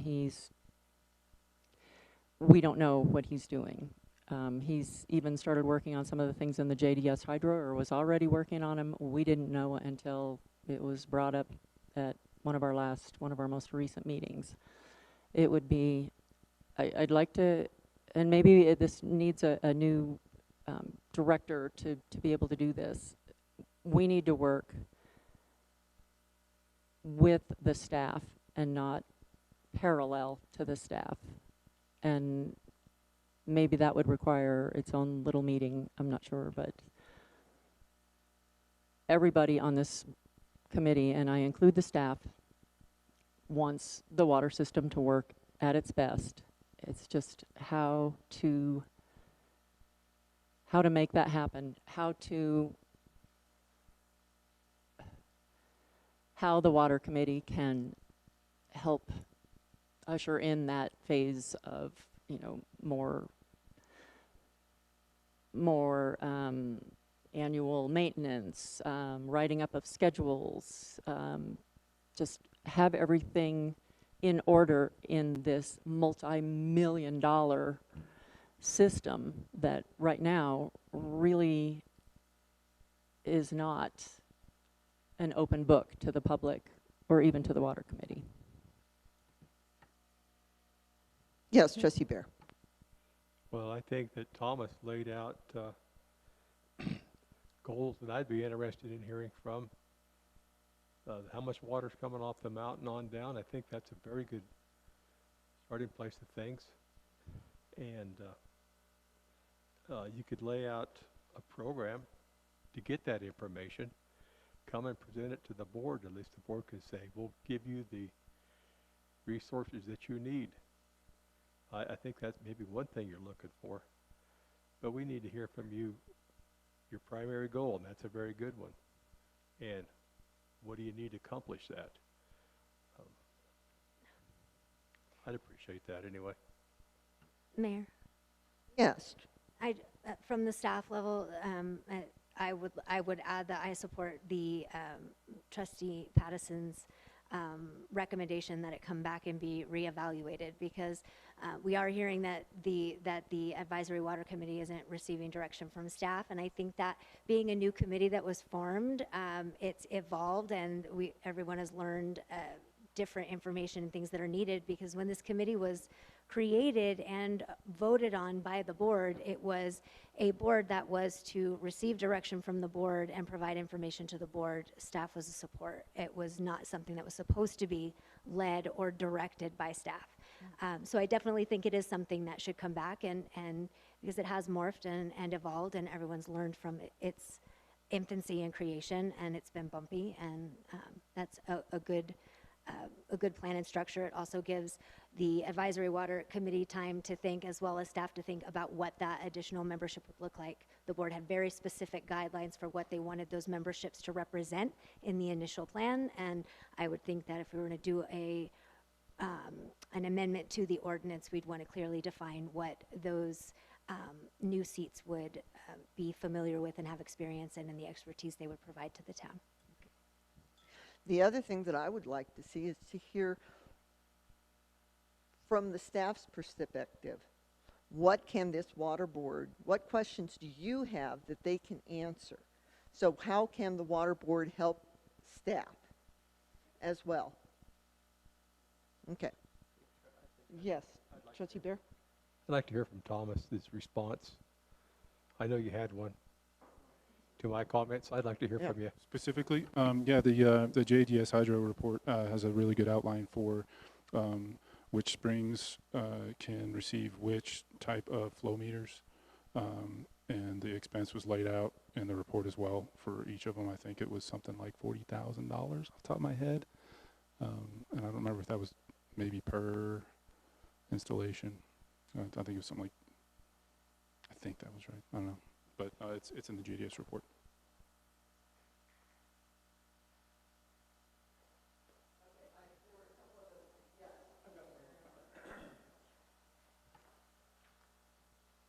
I think there's one thing I've learned from studying this system is that your water system actually is in pretty good shape. Now, I know when you had the drawdown in 2019, it led to the assumption that things are really in bad shape. But I've been through the plant with Travis. I've looked over your springs. Your recent water breaks have been handled in a timely fashion. Most of your sanitary survey stuff has been completed. So, and the springs are holding up in this drought. So, and you have 2 functioning water plants that are in good shape. The reason, by the way, to fix the altitude valve is that you're going to have to take the 2 million gallon tank down to line it. It's going to be gone for 2 weeks. You need to divert water from the upper plant to the bottom and live off your 1 million gallons. So that's a perfectly logical thing. The altitude valve is extremely important. So the bottom line is your water system is probably in better shape than many of your citizens think it is. You have old pipes and some pressurized things that need some attention, but my sense of being here 6 or 7 months is that things in terms of maintenance are improving. The second item is that there's not a master plan. I mean, there's not a master plan for water. It does not exist. It's basically a hodgepodge. If it's broke, fix it. And then if we get some extra money, we'll throw it at this particular project. One of the things that the Water Advisory Committee might be helpful at is designing a water management plan. And we could possibly rotate that out into a 5-year program that could be budgeted. Right now, your budgeting is what's broke, fix it. Maybe you throw a little money here or there. So I think our role, thinking about it, would be more towards planning rather than getting involved in the middle of some operational problem or some tank problem or this or that other thing. And you have, item 3 is you have a number of Brant Bear, who I think the town is going to hire on a retainer, as I believe, for engineering services. A lot of the problems that staff has need to go to an engineer on staff, not to us. You know, my altitude valve is broken. Don't ask us on the Water Advisory Committee. Call your engineer, right? And a lot of those things need to be handled at that lower level of operations and maintenance.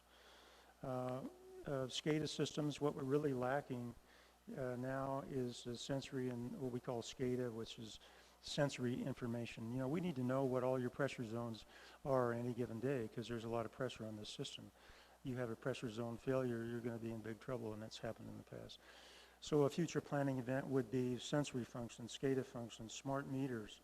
Those are all things that, you know, we can look at rather than trying to tell you how much money you should spend on relining the tank. I mean, it doesn't matter. You're going to do it anyway, right? So I think at the advisory level, we can think about that and maybe reinvent ourselves and figure out something to do. But for one, I don't personally want to get in the middle of operations in the town and be a micromanager from a guy who doesn't even live in town, right? So I think there's some things we can do, and Tammy, we can possibly talk about that. And I would support putting off the other reason to have 5 members is that I don't think everybody's represented. A lot of people that were opposed to the moratorium don't have a voice on our Water Advisory Committee. I don't hear anybody moaning and groaning. The reason to increase the committee would be to have some outside players that maybe have different points of view. And right now, we don't have that. You got some old engineer guys, and we talk to staff, and we got Tammy, and then that's about it. So possibly some troublemakers or some outsiders that could allow us to have more spirited discussions, and it will require that. And my last point was to make these at least a quarterly water meeting designed to bring town people in to learn something about your water plan. To the question of how to measure the stuff on the springs, it's going to be very difficult. We just talked to Luke Rescue the other day about the water rights up there. They're beyond complex, and they're obviously working. That will take a year or two figure all that stuff out. So that would be, having thought about it a bit, I think I would support the movement to let us kick it around and maybe come up with something else. I like that idea a lot. So, yeah, I think the recommendation that it come back, I think after the next Water Advisory Committee, so sometime before the end of the year. Yes? I think I made that motion. No, you made a recommendation. You didn't actually make a motion. So Oh, go well, ahead. make it a motion. Make it a motion. I move that we bring the Water Advisory Committee to the board before the end of the year with recommendations from the committee and a copy of the ordinance to revisit what that looks like. And I would, if we could amend it and put staff, recommendations from the Water Advisory Board and staff. I'm happy to amend it to include that with the caveat that I think we're running into the same problem we did with our other committees, which is a committee getting into the staff level. And so Okay. while we can take recommendations from staff, I think we need to be very careful and clear that we're not, the committee shouldn't be doing staff work. Right, right. Yeah, I would just say recommendations from the staff as to what they need the Water Committee for. Just to note, we do have staff on the Water Committee. Okay, all right, never mind. Mine is moot. All right, so do we have a second on the motion to bring this back with the water ordinance before the end of the year? Second. Further discussion? Okay, anything from the public? Okay, Chris, Ms. Kendall?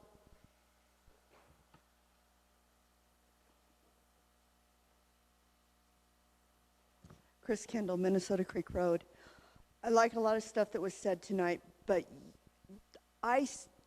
tried pulling this group together before when we had our water debacle and tried to get all the outside water companies involved. That was the whole idea, is to get all the water companies and the town on the same page and use the water as a water company, not as a payment that we just stick the credit card in for.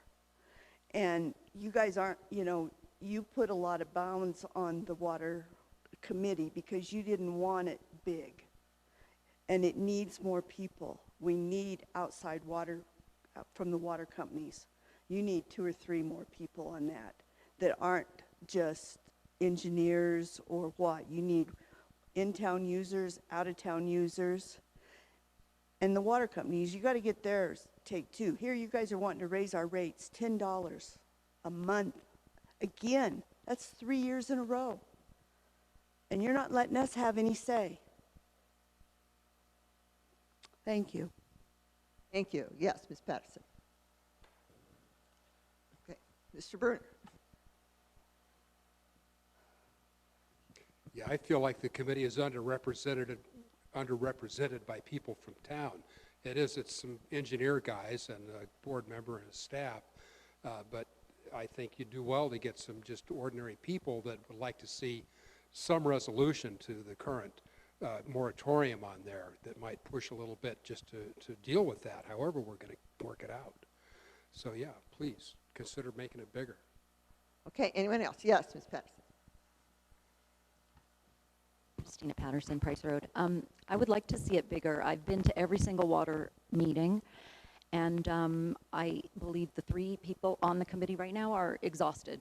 I've seen that, and continue to ask for data and things that they're not getting, and they're exhausted. They feel they're at like a loggerheads and a stalemate. I believe if you opened it up, I would love to see Bill Bruner on there and Chris Kendall, and open it up, more dialogue. How can that be a bad thing? Get more people, give them some teeth to ask for things and get things. This was started basically at the water debacle because people were not getting answers from the manager then, Ken Knight. They weren't getting answers. It felt like it was not transparent, and this was started. And it was like a year or so plus later, and we finally have it. You have great people on it. You need more people. And they're engineers. They know what they need. They need all this data to make reasonable, they need this data, and they're not getting it. So that needs to change. And also, it's sort of, ultimately, this committee is like it's like a workaround because we do not have someone that is a water engineer at that level that we need on staff, a professional, to deal with all this. And that really should be your priority. In all the town, if you queried the 1,500 people, they would say, yes, water is our priority. So what are y'all doing as trustees to make it that? Thank you. Yes, Ms. Watson.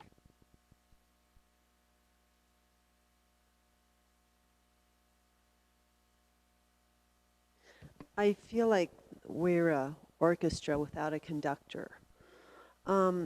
We started with the budget. Now we're talking about maybe looking at some strategic planning. And I really think the water committee is part of that planning, especially if it has to do with our water system. But there's been no organization or no knowledge or ability as to how to organize things in a way that's, I don't know, what's the word, that's efficient. If we're going to be doing planning now at this late date, dealing with the water system, hopefully you invite the water committee to these sessions too. They're really an integral part of the strategic planning that you're going to be doing too. Even if they're not contributing too much, it's just that listening that's so important.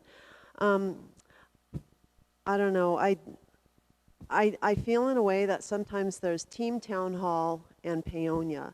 And I think the staff. Jan, No, you're no, no. What really I'm saying off with the water subject. committee. We are discussing No, it's the about Water committees. Advisory Yes, Committee. I am. Not staff. I'm saying not- this, Mary. Don't interrupt me. Other people have been a little off topic too. But so you are have to let me- way off No, topic, if you Suzanne. listen to me, I am not off topic. I'm talking about we have the staff and we have our committees. And sometimes it seems like the staff knows what they want to do, but the committees are separate and they're not always brought into the picture. Because, I mean, committees are volunteer, they rotate through, and staff is really consistent. Year after year, you have the same people doing what they need to do, and they want to be efficient the way they do things. And I think sometimes these committees are a little bit of a nuisance. And I think that you need to come to terms with how are you going to work together. You know, you guys, you, the board, are the All right. representatives of this town. You know, you are the, you have oversight over the Water Advisory Committee. And it's going to be, you know what, Mary? You've really made me lose my train of thought. You are Okay. Thank you very much, Suzanne. Does anyone else have something they would like to say? And I think if you actually Yes, stepped down and Mr. resigned, this Keenan, town would be in a thank you. better place.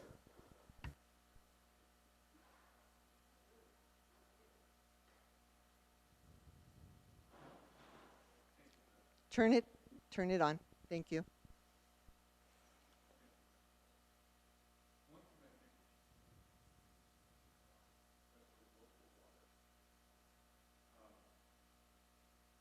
Oh, your microphone went off again.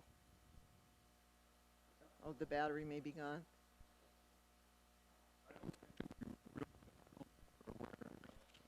That if you ask people that don't live in downtown Paonia, don't live in the surrounding area, about our water, they don't realize how special our water is. It's Mr. spring Keenan, water. also, we are discussing the Advisory Water Committee. Okay, and that's all I wanted to say. Okay, that we thank do you. have a very special treasure here, and we need to get that swimming going in that spring lake. Okay. Thank you. Thank you. All right. Anything else? All right. We have a motion on the table to bring this back by the end of the year along with the water ordinance. All in favor? Aye. Opposed? Aye. Aye. Okay. That motion passes. All right. Next on the agenda is the mayor's report. It has been included in the packet. I will answer any questions that people might have. Yes, Mr. Bruner? I just want to comment on the mayor's obvious disdain for the public. Particularly, I want to point out the last two issues of the newspaper that have included interviews with the mayor that include bizarrely Again, you are very loose-tongued. off topic. We are I'm not on topic. discussing We're talking the about the mayor's mayor. report. You are not in the mayor violation itself. repeatedly of the code Okay. of conduct for elected officials, and if you, as the All right. board, don't have the guts to All stand right. up and I'm calling a talk, 5-minute recess. that's just going to be a real sad situation. Thank you.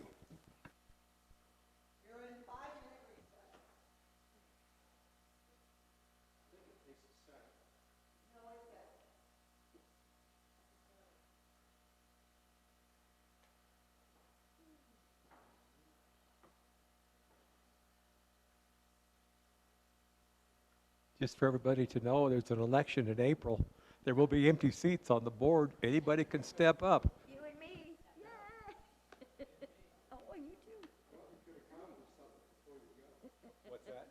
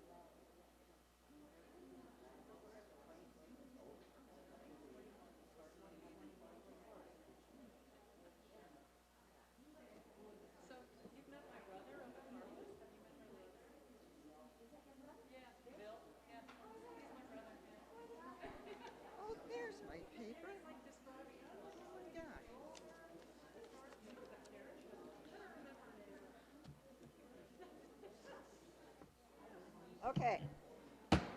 We are back. All right. Since we have a half an hour left and we changed the agenda to go back to the budget, so I think we should continue our budget discussion. I had a comment on the mayor's report before we move Yes, past that, if I please. may.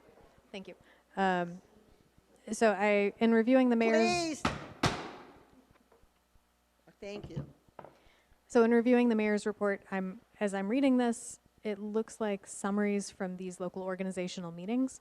And I'm wondering at this time if you're, I know the board made a decision about grants at the last meeting, so are you proposing moving forward on any of these specific grants, or are you requesting any action from the board related to this, or is this just informational at this time? It's just informational at this time. I will be talking to Mr. Levac about the planning grant, but that has to come back to the board for approval prior to being submitted. So it will come back to the board. And it's a timing issue. There's money available to do the planning, to do a housing needs assessment, which was the big roadblock to Space to Create. So there is a possibility of writing a grant for that. I'm going to be in discussion with Mr. Levesque about that. And also, that's the only thing that we really qualify for right now. But yeah, we'll also investigate the various water grants as well. Okay, thank you. All right. All right, back to the budget discussion. Where did we leave off? So, Michelle, you were going through your list of questions. You want to continue doing that? I can. Give me a minute to get back to that. If anyone else has any questions, or I would even defer to public comment first, because I feel like I've already taken a lot of time on the budget at this meeting. Well,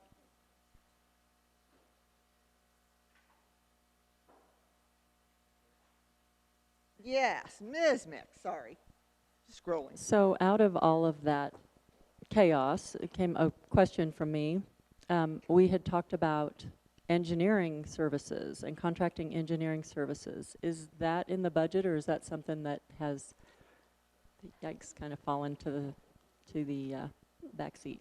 No, the conversations that and information's been provided to the board and at the board level are, and the town direction is to, and I'll bring that formal document from SGM. SGM's contact is SGM is the engineering firm that Mr. Sirianni was referring to. Brandon Bear is one of our main contacts. Of course, he's not the only engineer who has, he's a very consistent engineer the town uses often, and they are willing to contract with the town at reduced hourly rates without a retainer. There is no retainer or dollar amount that's required. What contracting with them would do is basically remove the necessity to have an individual contract for every item that they provide information or data to the town on, and we would then be able to go to them, use them as a resource. It does not remove the ability for the board to choose to put an RFP out for a specific project to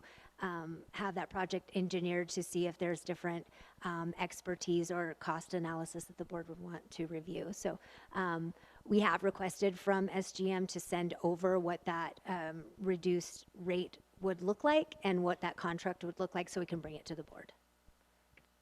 Okay. Thank you. Other questions? Okay, well, let's take some public questions then. Yes, Mr. Mark.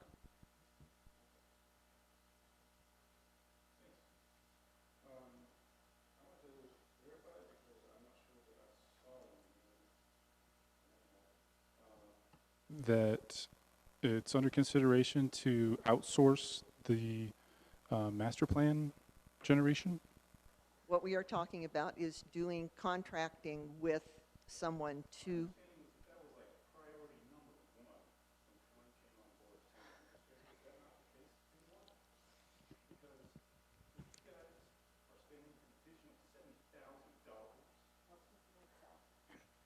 You're spending an additional $70,000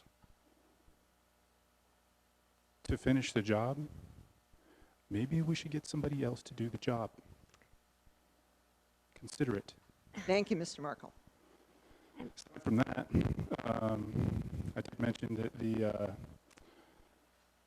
water budget is double what it was 2 years ago, presumably for capital improvements, although it seems most of the enterprise budget goes to salaries, is my understanding. In general, your budget's 25% bigger than it was last year, and that budget was 25% bigger than the year before that. At this rate, we're going to run out of money real fast before you guys run out of things to spend it on. And it seems to me that that's the game at play here, is extract as much money as you can from us and have fun spending it.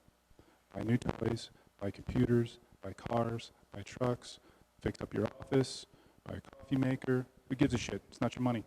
It's our money, right? It's easy to be frivolous with other people's hard work.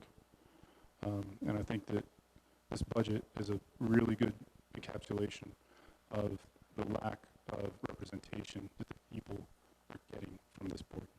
Thanks. Mayor? Yes. So if I may, difficult to extrapolate what the question on the budget was in that. Sorry, I do feel it was more of just a direction and attack at me, which is fine. I would just add that, yes, we've included a line item for the completing the updated master plan, which is a high priority of the board. Administrators don't complete master plans. Administrators typically don't draft master plans. They're done through an organization. As an administrator who realizes that that's outside the scope and capacity of our planning commission, whose responsibility it is, I put it in the budget for the board to approve, and also took it to planning commission, who supports putting it out into the budget to update and complete a very old master plan. Our water budget is just shy of $300,000 more than it was last year, and that's in conjunction with over $300,000 that we've received from ARPA, which the board has predominantly and stated that would go toward water projects. So that's why that's water fund is increased. As far as buying toys and such, I would disagree with that statement, and also remind that while I'm only one member, I live in this town too, and I do care very much about where the town's money and budget goes. Okay, Mr. Bruner. Hey, no comments unless you're called on by the chair.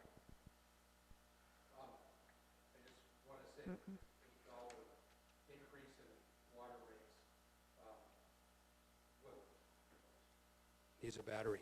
Without a plan, an overarching plan in place that's been presented, I think is going to be very ill received by people. I think that some increases are inevitable, but I think the timing is not good, and I think you owe it to people to have a plan in place before you go ask them for more money, because it's going to be misunderstood.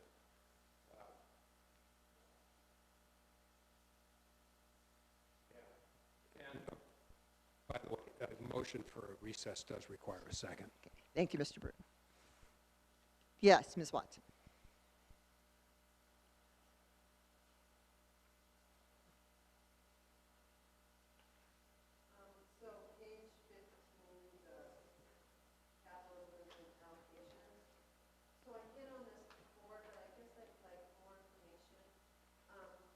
We have streets for $236,000. I'd kind of like to see more detail. What does that mean? Because I know street trees are part of streets, right? It's part of the capital improvement budget. And $236,000 is not very much money. I mean, if you're thinking about paving streets, it's not enough money to pave very much. So, what about street trees? I know we've had some discussion. We have a tree board now, but it just seems like it's another one of those boards that is just kind of out there somewhere. I don't know if they have similar frustrations to the water board, but I'd like to see some representation there for our trees in our budget. It's something that really makes Paonia, our trees, people really appreciate them. They really bring a lot to the town. They're extremely expensive to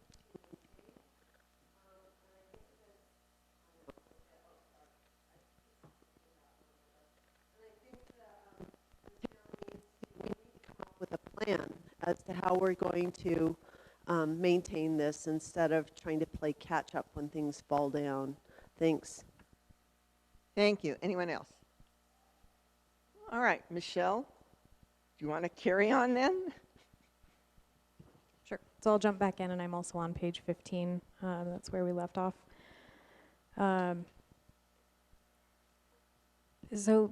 Looking at things like the Ellen Hansen Smith Center, again, SGM had some specific recommendations for the work that happens in that center. I hope that anything that we're doing there is aligned with what they've recommended. And I'm actually a little afraid that we've done work that doesn't fit with their recommendations. That's a timing issue, I guess. Vehicles. We've got a line in there for vehicles, and this has been brought up a couple of times tonight and by Trustee Bear at previous meetings. We don't really, as a board, we don't know how many vehicles we have, what the mileage is, how old they are, who's using them, how many go to each department.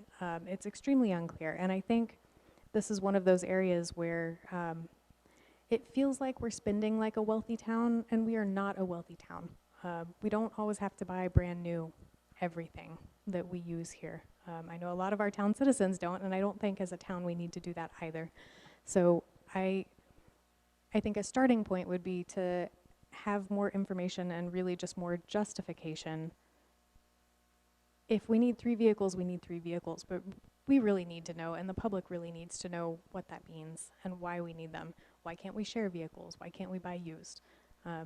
There could be good reasons for that, but I'm not aware of them, and it makes me really reluctant to spend money in the hundreds of thousands without that information. And then similar, we have a line for equipment. What do we have? What do we need? How old is it? What's the justification? How does it further our town goals to buy more of that line item? And so that's, I'm asking about these specific lines here because that's what we're presented, but this is a global question, and I think that was reflected some in the comments that I submitted by email. So I really think we need more of that to make good decisions. Mr. Bear.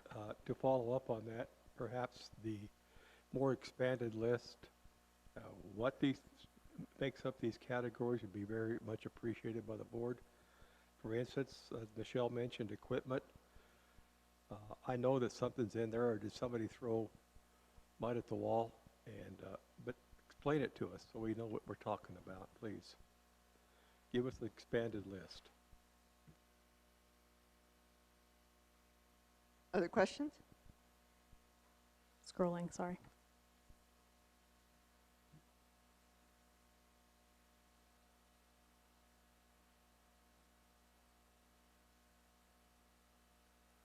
You know, maybe I've missed something, Mary, but the board never had a discussion on staff. You know, what's going to make up our future staff. I know we budgeted for everything, but I don't think the board has had a discussion on that, have we? So we had a partial discussion in September when when a draft staffing plan was presented during that budget session, but it was also incomplete and with errors. And it included a clerk position. There was some discrepancy about how many actual staff positions we were adding. We haven't revisited it since. So I did request earlier tonight that we get an update so that we can have that conversation. Well, I think at the next budget meeting, that needs to be the priority number one, is to lay out our staff positions. And what staff presents what they want, but let the council say yes or no on each individual position. It's really above and beyond the role of the council to say yay or nay at that level of specificity. That is up to the town administrator. That is her job. Well, then I guess the board's position would be, we're going to give you this much money, divide it up however you want, the staff. But it's not going to be the number we're talking about laid out here. You know, maybe you could do a better job of convincing us to spend more money. But I'm not willing to jump in there and say, just because you presented this is what you want. I am uncomfortable with doing that. I don't, from my position of watching this thing run for 5.5 years, there's been a dysfunction here, and it's gone on for 5.5 years, and that's why we have a lot of mistrust in this community. Ms. Mack? I'm going to change the subject. And this is why I like having members of the public here, because they can remind us of what we forgot or what we should be doing. There is no trees in the budget. And the tree board met recently, and I was going to bring this before the board.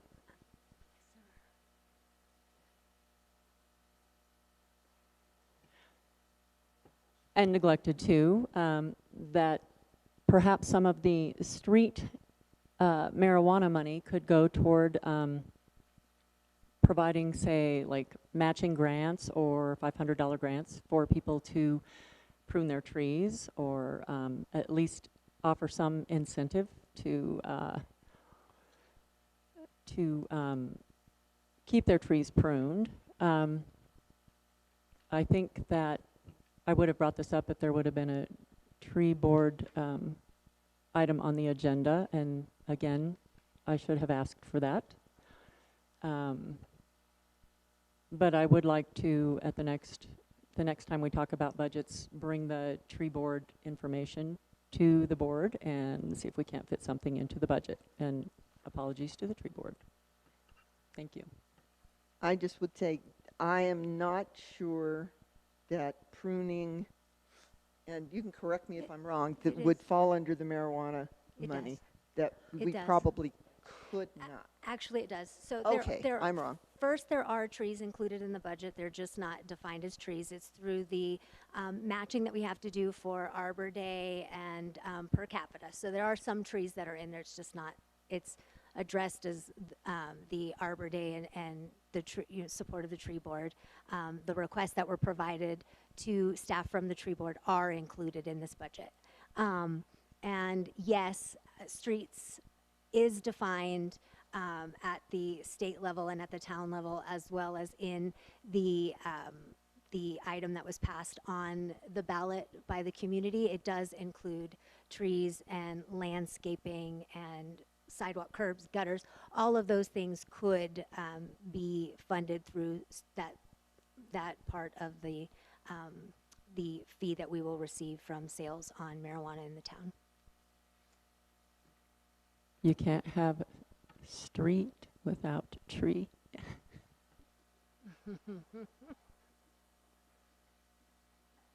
All right, other questions, comments? Yes, Michelle. Yeah, I have a last comment, and I know this is a very large ask, but this to me, it's important. So as Thomas mentioned in public comment, our 2021 budget was 26% higher than our 2020 budget. The proposed budget for 2022 is the same percentage higher. So what that means in actual dollars is from 2020 to 2021, assuming I got my math right, we budgeted an additional $960,000 in expenditures. From 2021 to 2022, that's $1.188 million in increase. That's big. That was big last year. It's even bigger this year. I personally cannot find a way to ethically support this budget unless we've got some justification and some historical explanation of what we did with that. So from 2020 to 2021, what did we accomplish with another $960,000? From 2021 to 2022, what is staff saying we're going to accomplish that we couldn't with the additional $1.188 million? And I understand that part of that is the tank lining, but what we're hearing is that that's going to take not only our budget, that's going to take the additional grant funds, that's going to take all of our reserves. So there's a lot more than that going on. And it's just, as a board member, I understand there are expenses and that we have to spend money and we have to keep the town functioning. As a community member, this hurts a lot. I don't feel like I've seen enough justification for this budget as presented. Okay, anything else? All right, Mr. Burke. I want to comment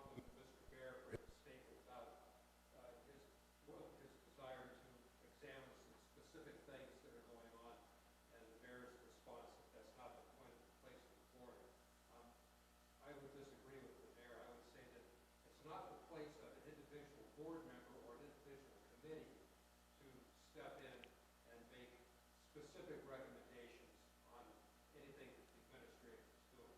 But the board as a whole is the administrator's boss, and if the board feels like examining something the administration is doing that is completely within your purview, particularly when you've got an administrator who's growing into the role. So I think Mr. Barrett is on the side. Thank you. All right, anything else? All right, well, it is 9:27, and I am going to adjourn this meeting. Thank you, everyone, for coming.